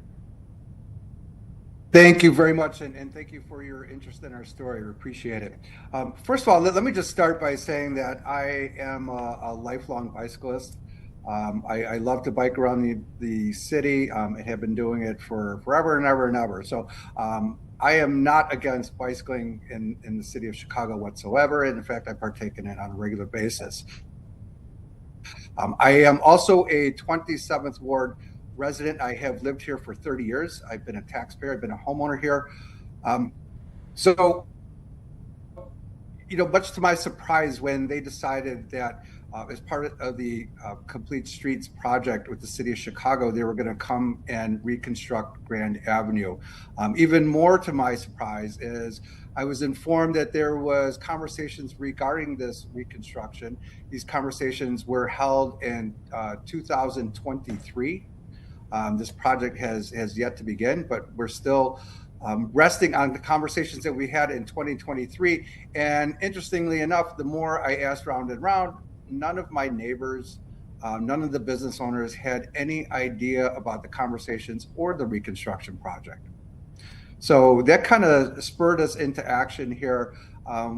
This reconstruction project presents a number of challenges, not for just myself, but also my tenants, my neighbors, my business friends within the environment here. So we've got a lot to talk about, and we've been trying to engage our Alderman Burnett of the 27th Ward, as well as folks down at the mayor's office. And to be quite frank with you, it's been frustrating. We haven't been able to get any traction. We have brought compromises to the table, which we feel are extremely important, that will help this project be more successful, be certainly more conducive and tolerable to the residents that live here. And we have yet to find an audience that will even entertain us, even open the door for us to have this conversation. So there haven't been any type of meetings. We're experiencing a. There haven't been any type I'm sorry? There haven't been any type of meetings for community input. No, there hasn't been any types of meetings for community input, with the exception of the meetings that occurred in 2023. And doing a little digging regarding those meetings, I don't think the meeting invites were disseminated to the greater audience. And reviewing the photographs and videos from those meetings, I don't see anybody that I recognize in any of those meetings. Not only that, those meetings were staged at Smith Park, which is about nearly 3/4 of a mile away from where we are on Grand Avenue now. So I don't think it was done in the best efforts to make this information available to the community. Quite honestly, the way that things have carried out here, it almost seems like this was a process that was already decided, and they were just going through the motions to look like they were doing the right things. Again, I don't think they were interested in any type of community input.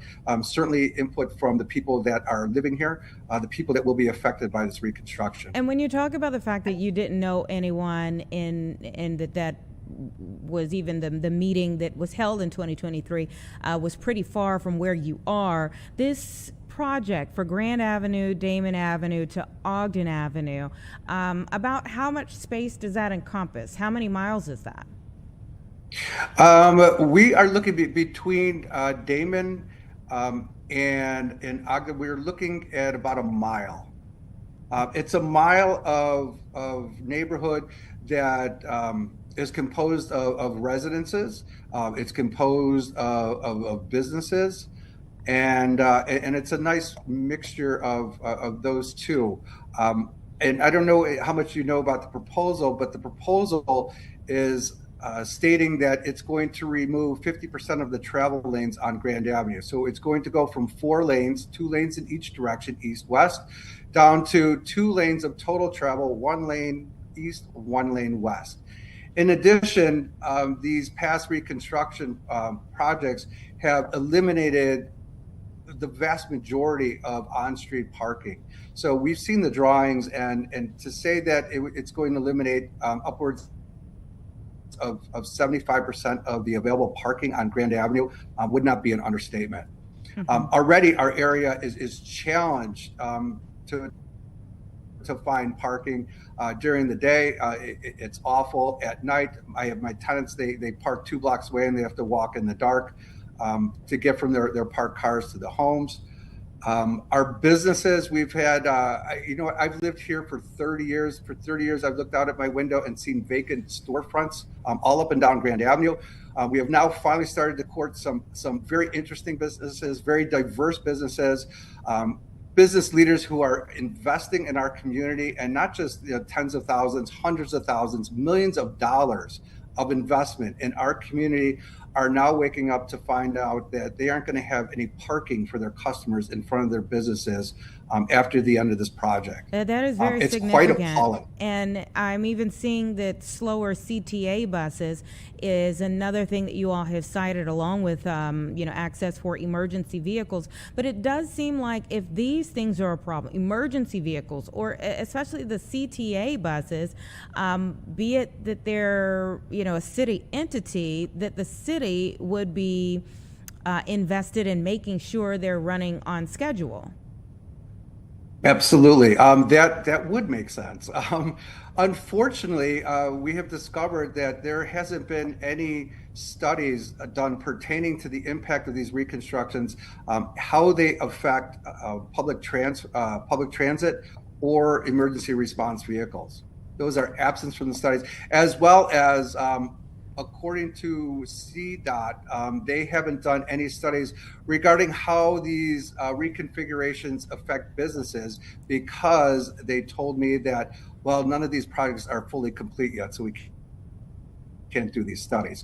But I will tell you that this type of reconfigurement was executed on Grand Avenue, west of Damon Avenue, and the result down there are business closures, businesses that haven't been reoccupied. There are complete stretches of Grand Avenue that contain absolutely no parking. There is a new development, apartment development going in on the 2300 block of Grand Avenue that is going to offer 74 units and about 30 parking spots of off-street parking. Interestingly enough, on the 2300 block of Grand Avenue, there are about 8 available parking spots on the entire block. So, our leaders just want to keep adding residences and businesses and this, that, and the other thing. Meanwhile, they're taking away all of the things that are required to accommodate those types of additions and to really make an attractive neighborhood for our community. Again, a community that I've lived in for 35 years. So let me ask you, what compromises are you all proposing? Well, thank you for asking. We've got several different compromises that we would like to present to our local leadership. These would allow for bus lanes to ensure the quick and efficient passage of our CTA bus, our Grand Avenue bus, which, by the way, carries 7,000 riders per day and is one of a small handful of bus lines that is growing in double-digit numbers year over year. So this is an important bus line to the CTA. So our plan is set forward to address the CTA, to provide them dedicated bus lanes so we can provide great service to our residents here, good, efficient service. We also have provisions in there to maintain some of the parking that we need to support the businesses that have invested in our neighborhood, to support all the new residences that we are welcoming into our neighborhood with all this new construction. So all of those things are available, and you can review them if you visit our website, and that website is www.savegrandave.com. Okay, Dan Olas, thank you so much for letting us know about what the residents there along Grand Avenue are enduring right now. And please keep us in the loop as you all are pushing for change. Let us know if some progress is made, if some concessions are made, okay? Absolutely. Thank you so much for your time. Absolutely. Take care. Have a great day. It's about 2:50 right now. Everyone, give us 2 minutes and we'll be back with our next conversation. A major decision that was made by the Supreme Court yesterday, and we're getting reaction from the president and CEO of Planned Parenthood Illinois.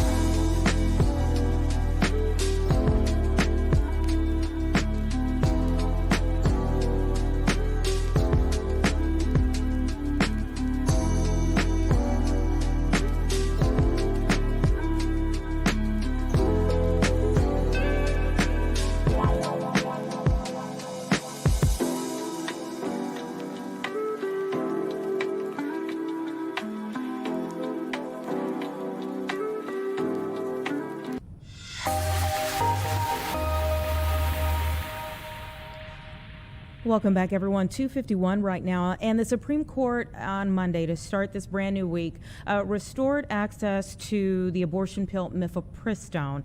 This has become such a huge topic here.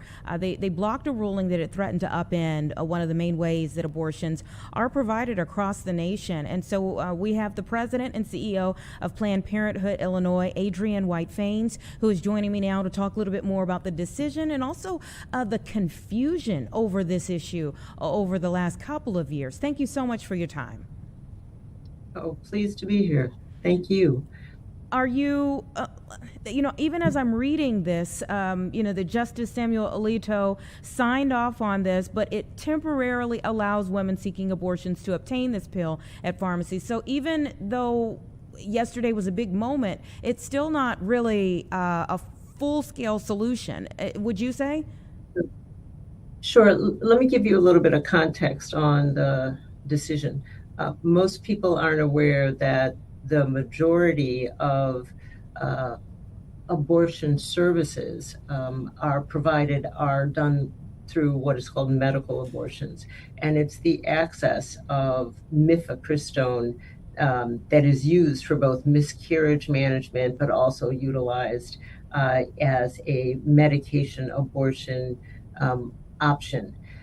The reality is there are actually two different medications that are available that are safe, evidence-based, well-researched for the past 40 years. And this particular ruling is trying to obscure access to one of those drugs. So in the end, there is continued access for individuals because other drugs also exist very safely to support the needs of women in whatever care that they need as they address their reproductive, any reproductive challenges that they might have. So the reality is, yes, it's incredibly confusing to patients because there was never a threat in terms of access of going to a health center or going to a physician to get a prescription. What the case at the Fifth Circuit Court of Appeals did was it was about access to medication through telehealth. And so that was what was in jeopardy, which many people choose the privacy of telehealth for their care. But the Supreme Court's decision actually gives us until Monday of May 11th, next Monday, and then there will be another decision. The bottom line is these cases for decades go round and round in the courts and back and forth as people try to intervene on very complex issues and reasons why people seek the variety of different medical treatments and care that they need. Well, it's complex for sure, and regardless of how people see this issue of abortions, one thing is for sure: the back and forth, the complexities of it, the okay, Supreme Court says this, but it's temporary, but you're waiting on another decision, really doesn't bode well for anyone on either side. So one of the complaints from those who are against abortions is the fact that this has blunted the impact of abortion bans. I mean, we in the state of Illinois would not be one of the states that prescribes to that, but you're sitting right next to Indiana that does have a ban. And so I would like to know how that has affected even you all's business, your services that you provide here in Illinois. Yeah, I mean, the key is we are fortunate here in Illinois that the state puts patients first. The state has made a decision that government does not belong in the exam room, that they don't belong as an intervening mitigator in the care and decisions between a patient and their physician. And so what organizations like Planned Parenthood, what we do is we provide the full array of services, medical services that one might need for their body autonomy in terms of their sexual and reproductive health needs. So whether it's family planning, whether it's sexually transmitted infections, addressing that, cervical cancer screenings, gender affirming care, a variety of care and services that need to be provided. Illinois actually says if medically approved, evidence-based care is that it needs to be available, and it's the basis of a decision by a doctor and their patient. So this is just one particular issue of access to medication. And yes, you are correct.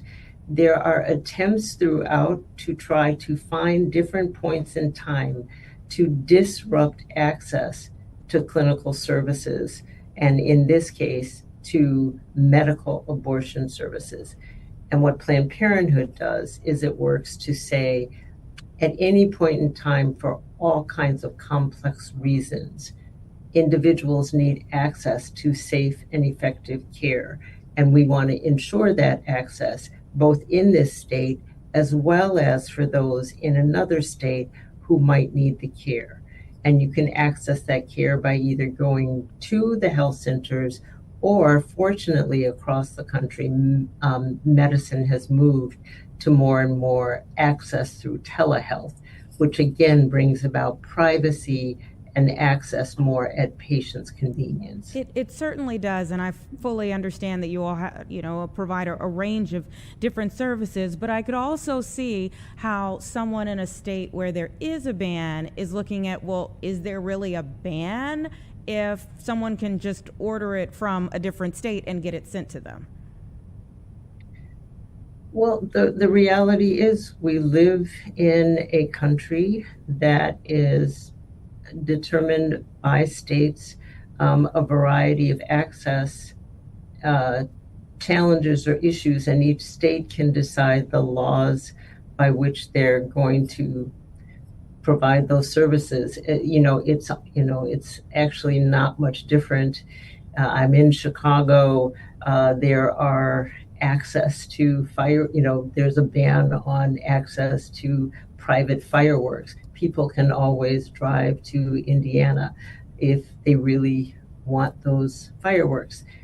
The challenge is that in the country, that if something is found to be legal, then isn't there a right that it should be accessible by those that choose to need it or want it? And so when it comes to healthcare services, medical services, yes, the big decision happens on the clinical side, on the medical side, to make sure that things have been researched, they are safe for patients, they are evidence-based and proven to be safe to patients. And so we want to make sure all across the country, Planned Parenthoods are working to make sure that access to evidence-based medicine remains. And so how does that work come Monday? I mean, how are you advising patients? What is the line of communication to people who would be seeking these types of medications? Do they, for lack of a better way of describing it, do they stock up, or I mean, what should people do right now? Yeah, so actually there's nothing that people have to do right now. On Monday, we don't know what the decision will be. So right now, there is the same access that there has been, that medical medication for abortions, mifepristone, is available both through telehealth as well as if you go to any prescribing physician or health center. On Monday, there will be another ruling that it will either maintain this position while the case likely will go to the Supreme Court, or they could say that they're going to put a ban until the case is heard in the Supreme Court.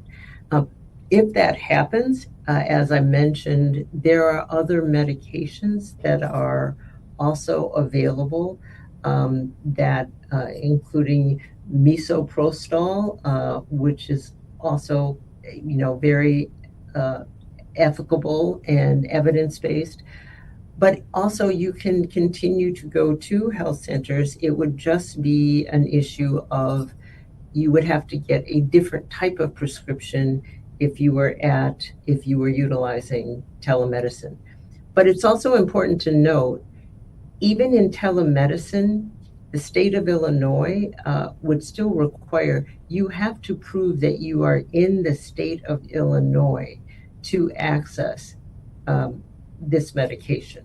So you brought up the challenge before about those in Indiana, et cetera. Those states that have bans, those bans continue. We do not provide in Indiana anything. A Planned Parenthood is prohibited from providing this medication there, but you can receive via telemedicine or through our health centers access to this type of care. Is that so? That's like a third-party vendor, is what you're saying? No, I'm saying you can access at today and even on Monday in the states of Illinois, you can access medication abortion and medications for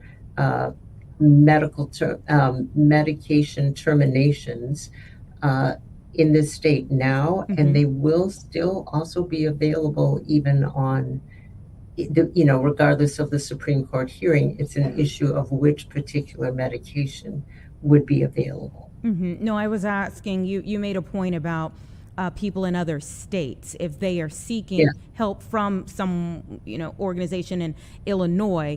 You were giving the parameters that you all have, but you mentioned telehealth, so that would be a separate vendor essentially. So no, we have our telehealth. We provide telehealth services, so you can access them online, but you do have to show that you are in the state of Illinois in order to access those services. Okay. Well, thank you so much. Oh, go ahead, please. No, I'm just it's following the FDA guidelines and medication guidelines that are, and it's going to vary a little bit by state depending on what their challenges are. Yeah, well, we'll see what comes on Monday. You are concerned about the people who fall between the cracks between the federal government, the state pharmacies, and so many others. So thank you for joining us here today to make things a little more clear for people who may be very confused in this time. Yeah, it is confusing times, but thank you for having me. I appreciate it. It's 3:05, everyone. Give us 2 minutes. We'll be back. I'll let you know where we're going in this final hour of Chicago Live for the day.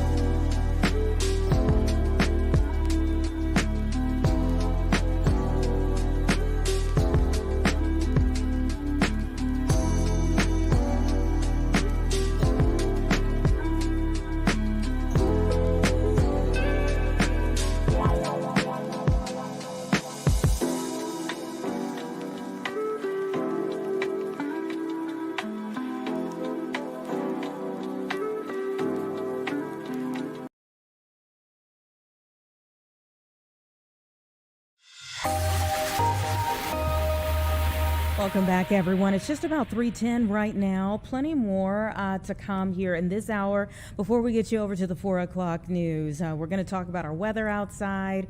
Not seeing too much of the sun today, and the temperatures much different than they were at this time yesterday. So we'll talk a little bit about that with JD Rudd. We'll also get a preview, if you will, on what's feverishly happening downstairs to get ready for the 4 o'clock news.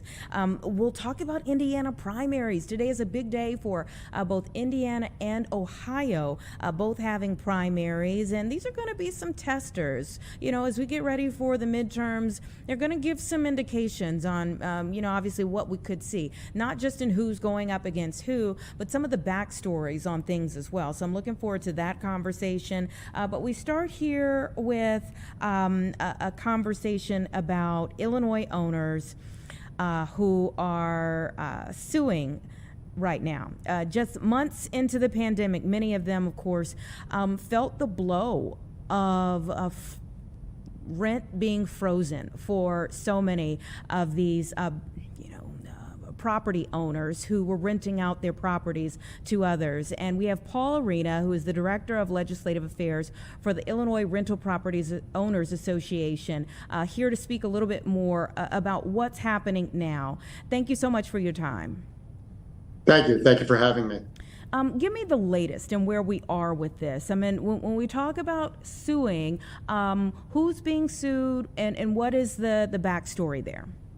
So what's happening now is more at a national level, where there are landlords suing the federal government looking for compensation for damages that they incurred during the eviction moratoriums that took place across the nation. In Illinois, our association had filed lawsuit during the pandemic against the governor for the moratorium, and that case was bounced around through the courts, from the circuit court up to the appellate court, then again back to the circuit court, trying to get relief for the pandemic moratorium. What eventually ended up happening was the moratorium eventually was lifted just by time passing. And at that point, the courts ruled that our case was moot without ever making a ruling on whether or not we had been harmed, whether or not it was a taking of our property, which it is our opinion that it was. Mm-hmm. And so is it the opinion of your association or members of your association that they still have not recouped what was lost during that time? That is correct. So there were programs available to compensate. Well, the programs were designed for tenants to pay landlords, but they were at the tenant's discretion. So some landlords did get paid through those programs. Some tenants did pay their landlords. I'm thinking from the statistics I've seen by the state of Illinois, maybe 60% of those cases were paid. The rest of the landlords were just out that money. And these cases that we're seeing come up now are people looking to be made whole for the losses they suffered because of the pandemic. Mm-hmm. So tenants, if a tenant didn't cooperate and go through those programs, there was no recourse available to the landlord. Mm. And there have been suits before. This has been an ongoing battle for a while. Are you all hopeful that there will be a different outcome this time? We would like to see compensation be given to housing providers who suffered losses during that period of time. I think there was a ruling at the federal level through a federal court out of Minnesota that ruled that the CDC's actions in imposing the federal moratorium were beyond its authority.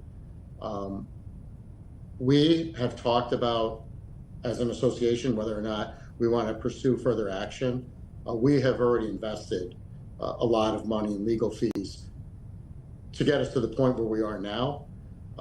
And there's been a certain hesitancy to pay more to lawyers without some level of certainty that we would actually succeed. So we've been watching these other cases to try to determine what our chances of success would be.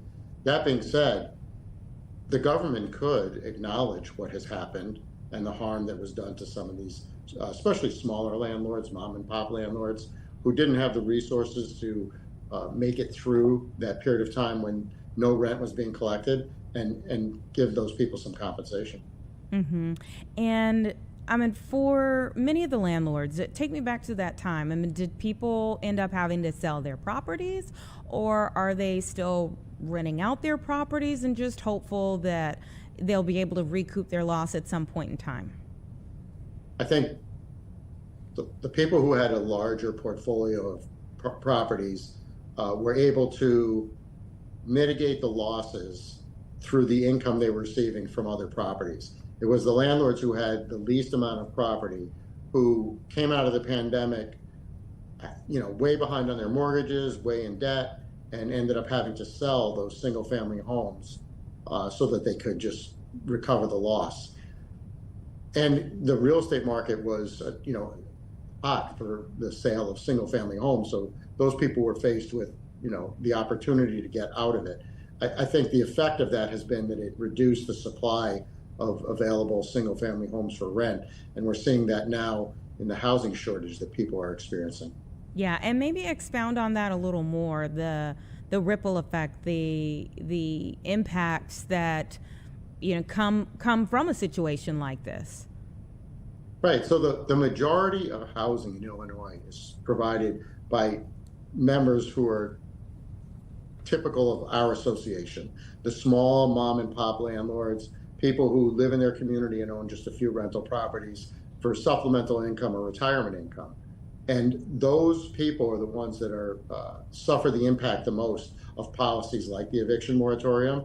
So they're the least stable in terms of being able to weather those storms. And as they leave the market, you find that there's less people providing housing, and the ripple effect is that tenants have more difficulty obtaining housing. Tenants who have certain problems in their background suffer more because they have there's fewer options for them, so they can't find housing, and rents rise because with less demand or less supply, the prices go up. Did you ever think that we'd be 5-6 years from the pandemic and that this would still be an ongoing conversation? At the time it was happening, I think we recognized that there would be a long-term effect by it. We were seeing, devastating financial consequences for a lot of, small landlords who didn't do anything wrong. And, the problem with that moratorium was it wasn't a prohibition on people moving. It was denying people access to the courts. So there were tenants during that period of time who could have paid their rent, but just didn't because they didn't have to. And I realized that is the minority, right? Those bad actors didn't make up the majority of the people that were not paying their rent during that time, but they were enough that they had a negative impact on the market in general. So you have that, and the problem is compounded by just the environment in Illinois that we operate in. There's an underlying hostility towards people who provide housing. This assumption that they're trying to take advantage of people, or they're looking out just for themselves, and that's not true. So you have the effect of the pandemic and the moratorium, coupled with the effects that happen year in, year out of more aggressive legislation towards people who provide housing, discourages people from being in the market doing that. What's next in this? I mean, what happens next? Give me kind of a time frame here. Well, I don't know that I have a fixed time frame. We watch these cases, and lawsuits take a long time to work their way through the system. So we're monitoring what's happening, trying to see where cases are ruling in the favor of housing providers getting compensation. And then from that, we would, either follow with litigation or maybe approach it from a legislative perspective, where you go to the General Assembly and say, hey, here's the circumstances and what the courts have said about what has happened. What can be done to compensate people who suffered those losses? Well, definitely, as you said, you're dealing with some federal issues and some state issues. So thank you so much for joining us today to talk us through it. And please circle back when you know more. I will. Thank you very much for talking with us. Take care. It's about 3:20, everyone. Give us 2 minutes and we'll be back.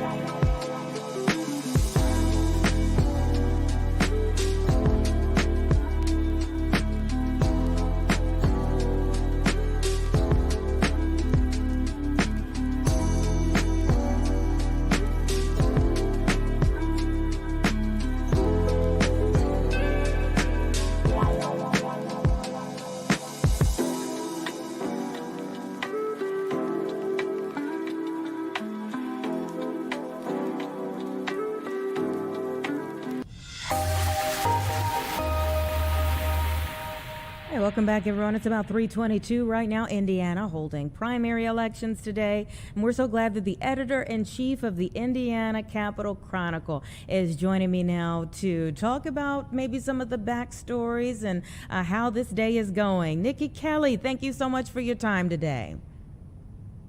Well, it's kind of cold and rainy here, but we're expecting some fireworks as these results come in here in a few hours. Oh boy, do tell. Which are the races that you all are watching closely?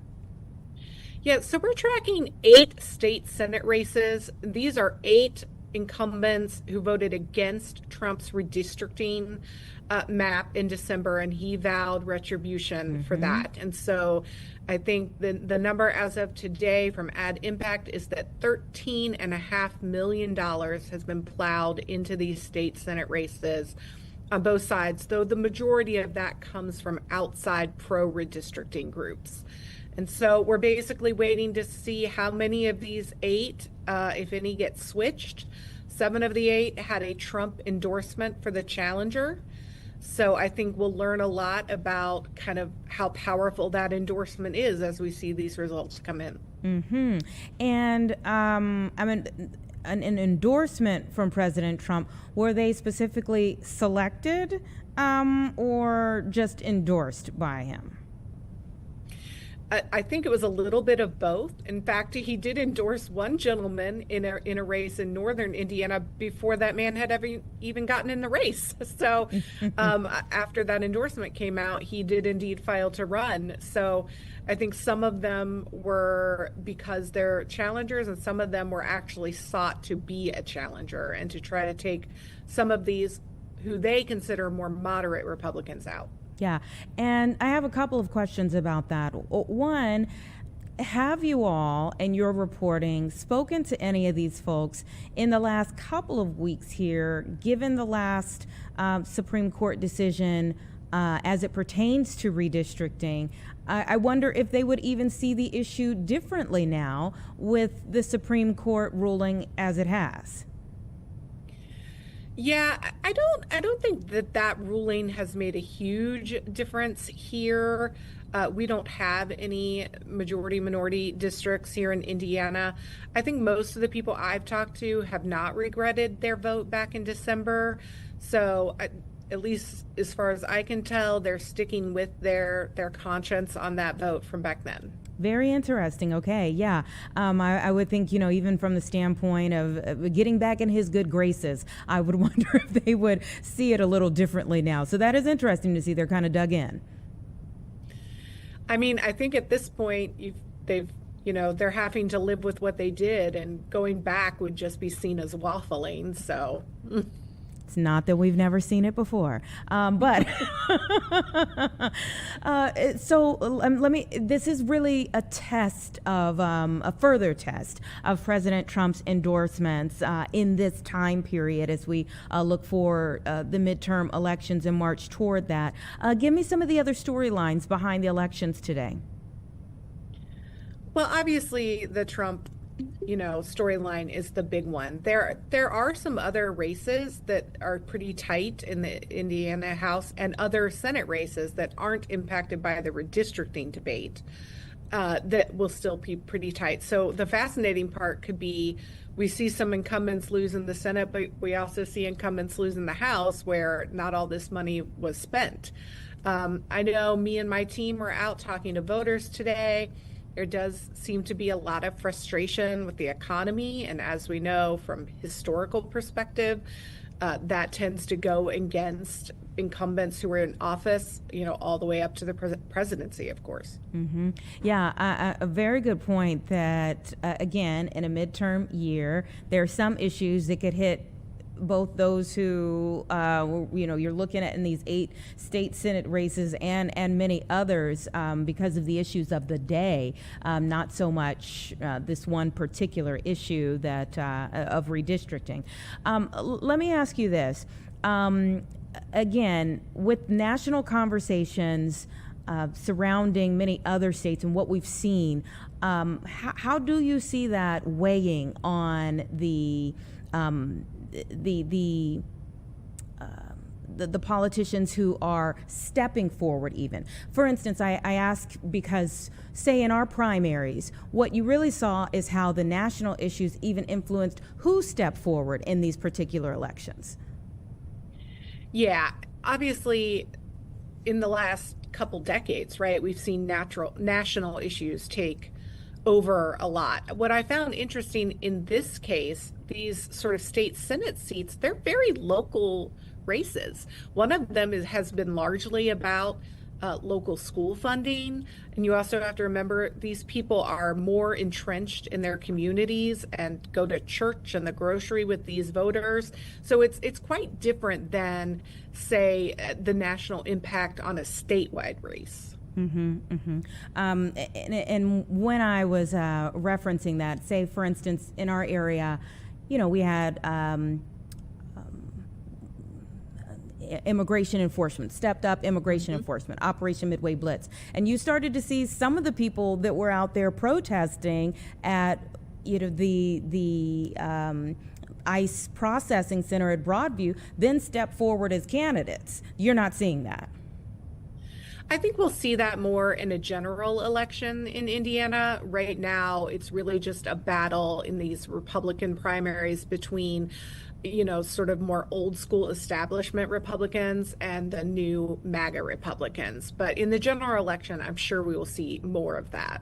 That is very fair. Yeah, that there's a generational, and I think we see that both for Republicans and Democrats in this time period, a generational conversation as well happening. Absolutely. On issues like immigration, on issues like abortion, obviously 10 years ago, the conversation on gay marriage was completely different. And so, as generations get older, some of those aren't even issues for instance, my daughter's, friends and family. Do you see any definitive divides between, say, Northwest Indiana and other parts of Indiana when it comes to what we're seeing here? Well, obviously, Northwest Indiana has a bit more blue state Democratic bent, but it's been slowly demographically, leaching out a little. And so Republicans are hoping that they can, make a go of that.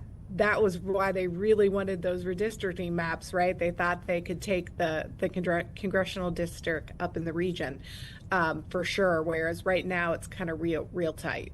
And let me just ask you, because it's the topic du jour right now. Do you see even one of the things we saw when we were watching Indiana really come together, the politicians come together, both sides of the aisle, when it came to trying to get the Bears to cross state lines. There was this unified effort there.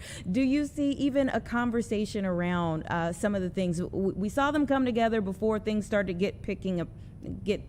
things started to be picked apart in terms of like, oh, well, this is going to increase taxes or, things of that nature. Are there some of the issues like that where, all right, we've seen people come together, but now even for the Bears vote, that's factoring into what you're seeing? Yeah, not very much. I think most Republicans and Democrats are on board with the package that was put out. Our state treasurer has been a bit critical of that framework and the tax increases that come with it. But, I would say he's definitely not in the majority on that. I think everyone is still very hopeful and, together, at least on that one topic.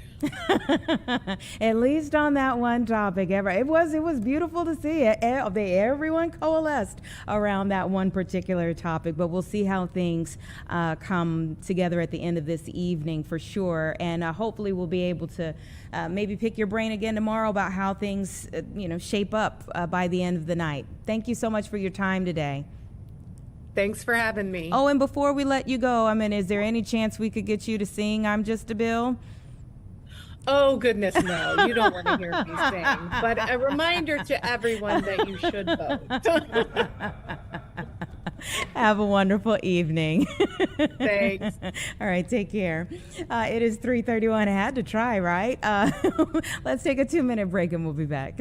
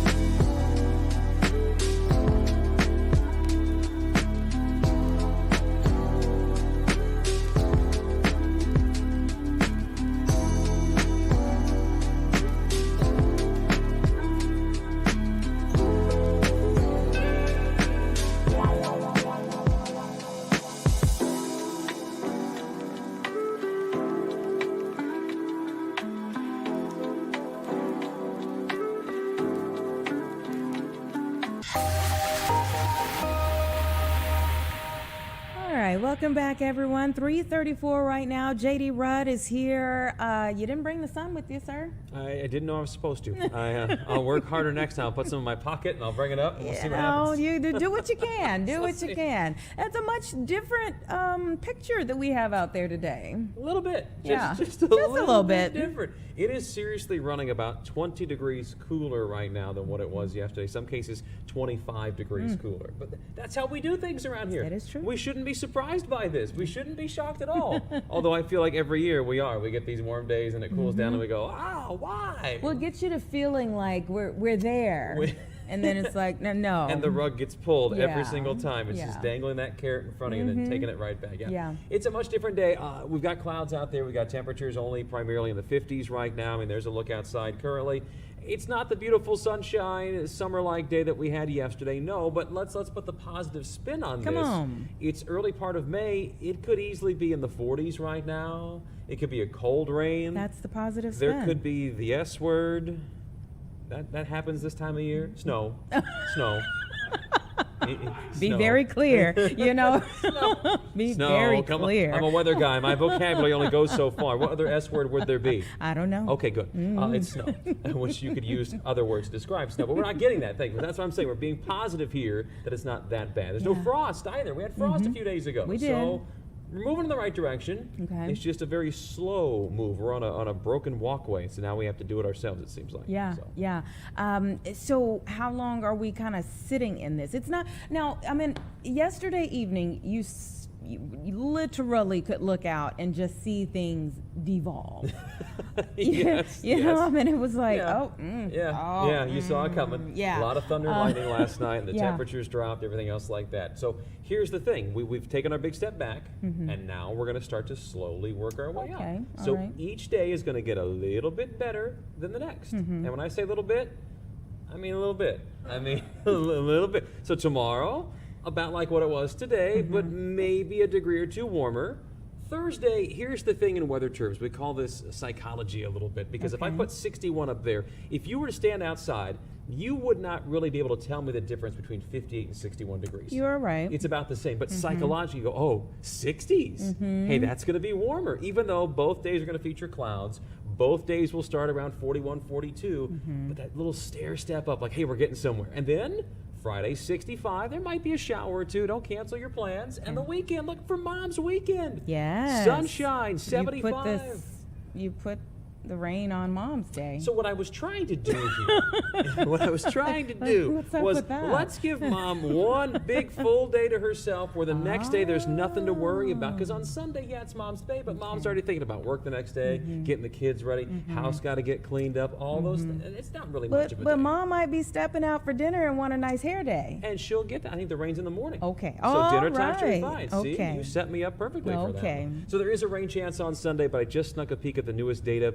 It looks like the timing on this is shifting earlier in the day. Might even see some rain late Saturday night. So the way it's looking to me right now, as of this moment, most of Saturday looks good. Most of Sunday looks good. It's just Saturday night, Sunday morning, there could be some rain, maybe some thunder in there. Otherwise, look, next week, no 50s in the forecast. We're going to keep the 60s. So we're improving. We're getting there. Thus far we can see.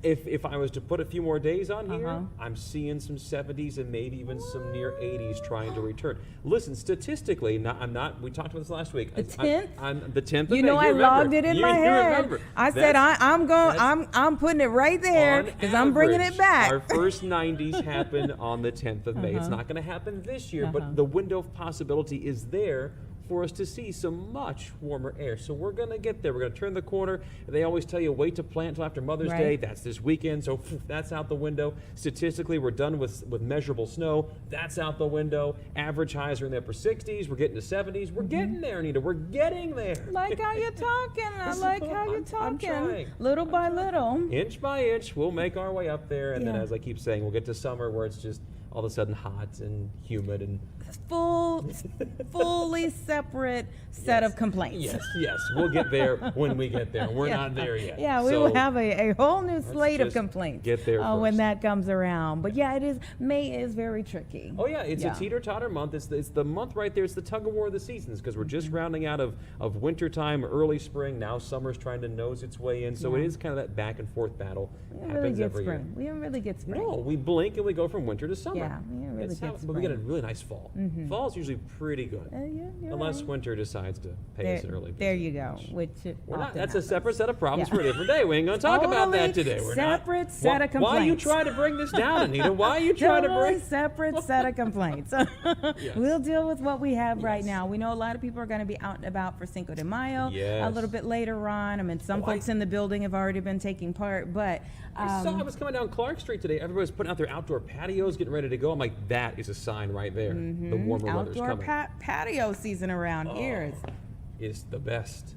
Yeah, you don't get much better than that. So you saw them starting to put it out. Oh, they're putting all the planks and the woods up, the string lights, everything else going up all along Clark Street on the way into the station. So I was like, yeah, here we go. We're getting ready. Cinco de Mayo, we're getting things started. Here Signs of good things to come. All right. Well, thank you so much for coming up. We know you got to get ready for the 4 o'clock. You brought us a little bit of... I'm trying to give some a little bit of something. I'm trying. A little bit of something. We'll see you soon. I don't know what the something is, but I brought a little something. I don't know exactly what it is right now. A little something. We'll be back in 2 minutes, everyone.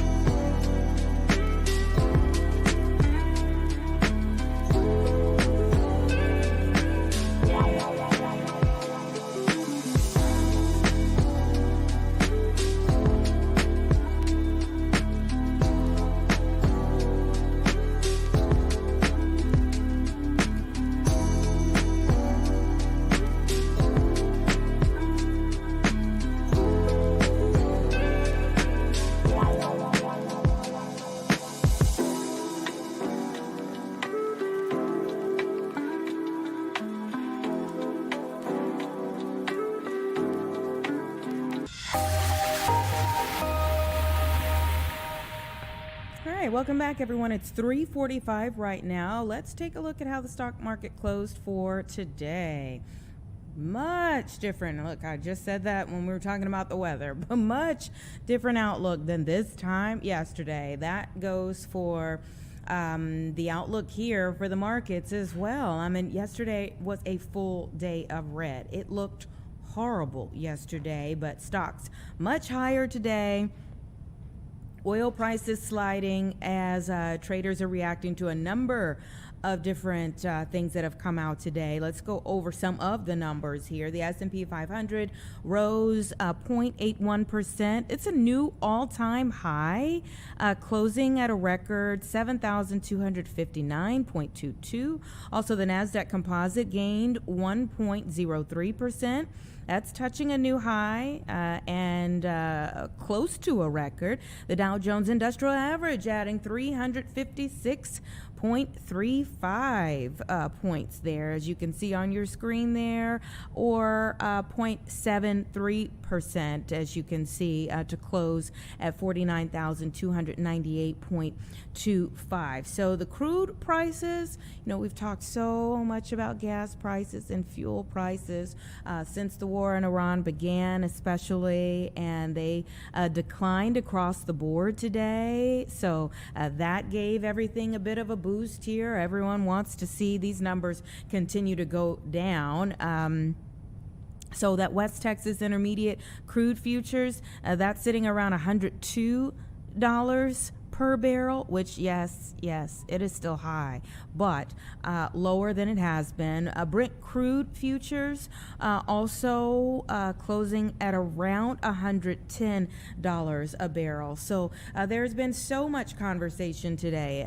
If you haven't been with us, you know, at the top of the day, we took sound from Secretary Hegseth as he was outlining what's happening with the war in Iran now and the new Project Freedom to get more ships through the Strait of Hormuz, an operation that they call an offensive operation, or not an offensive operation, not an offensive operation, but a defensive operation, that they will not hit Iranian ships unless they feel provoked, unless they feel like the Iranian ships are coming for U.S. vessels. And so therefore, there have been 2 ships that have been guided through the Strait of Hormuz by the U.S. thus far, and there have been 7 Iranian ships that have been sunk. That were, you know, the Trump administration feels were coming for U.S. vessels, and therefore they shot down and sunk.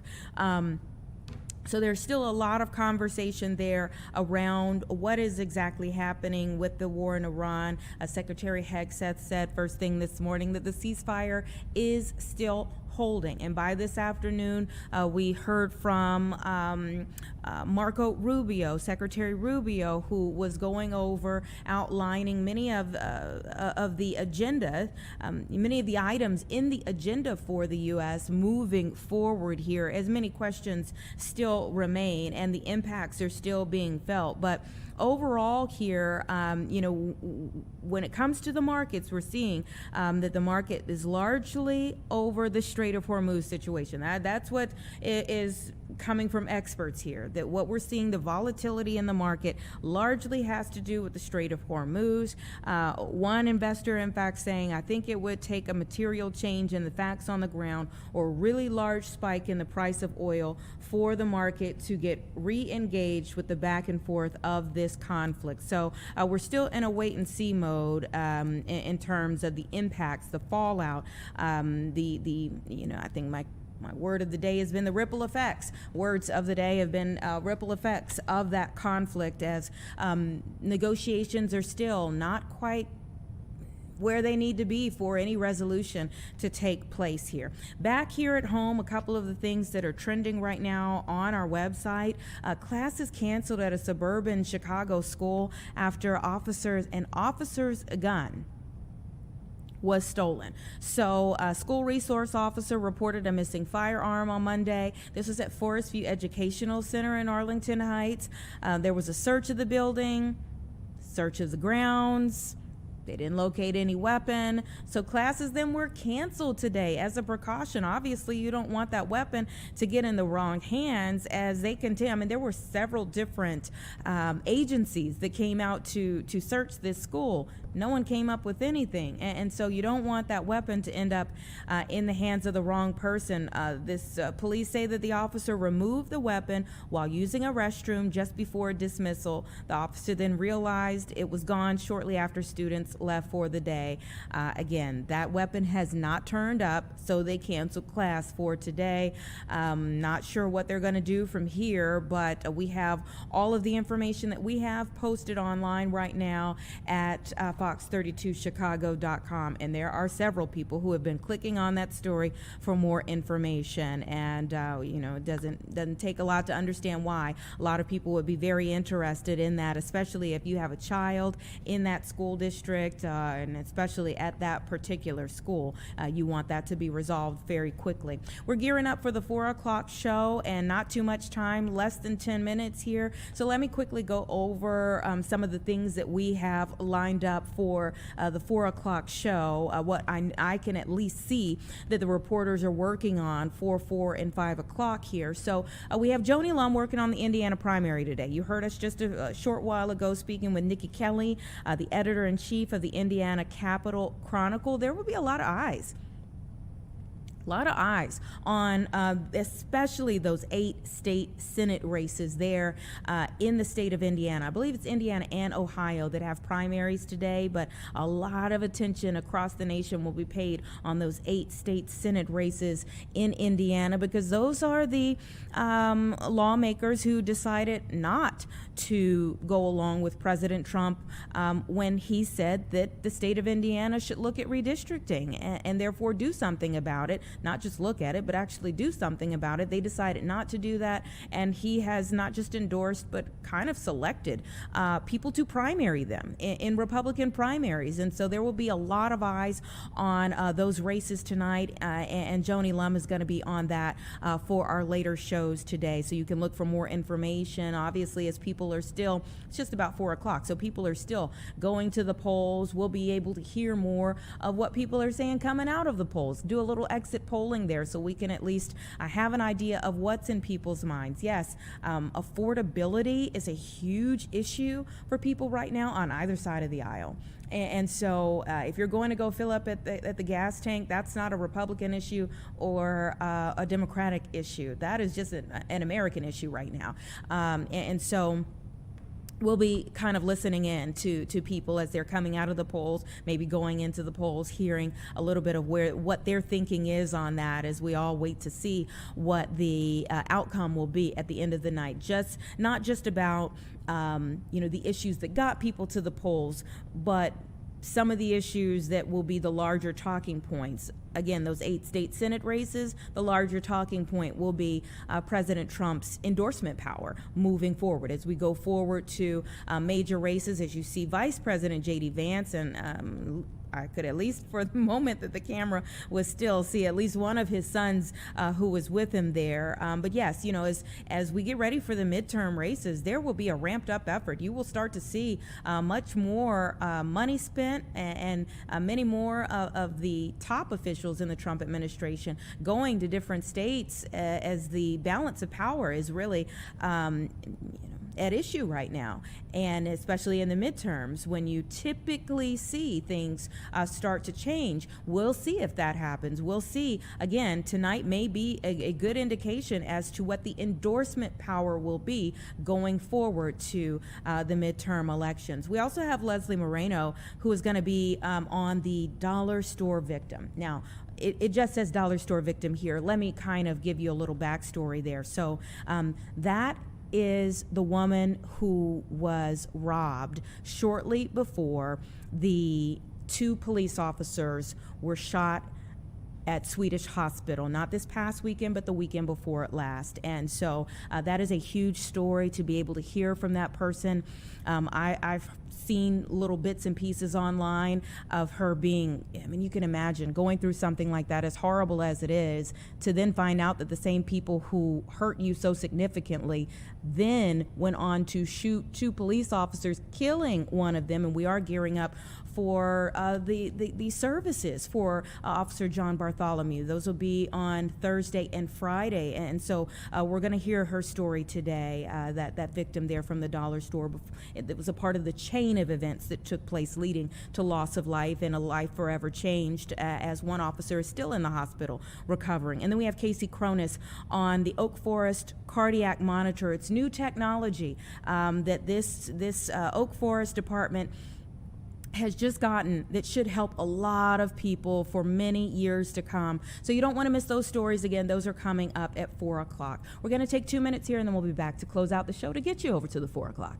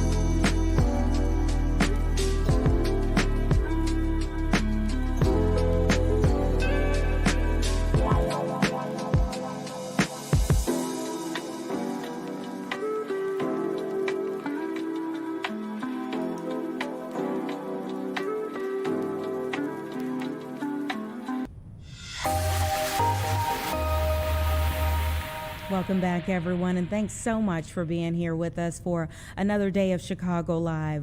Have no clue what we'll be talking about tomorrow, but we certainly hope that you'll be joining us. We're here every weekday from 1 to 4 p.m., and we're always posting all of our conversations online. You can find those at YouTube, Fox Local, or at fox32chicago.com. We'll see you back here tomorrow. We'll get. What I think was interesting is that you have Kris Jenner, who's doing everything to look younger, running into Bad Bunny, who's looking right. They're just going in opposite directions. Hysterical. I'll see you tomorrow.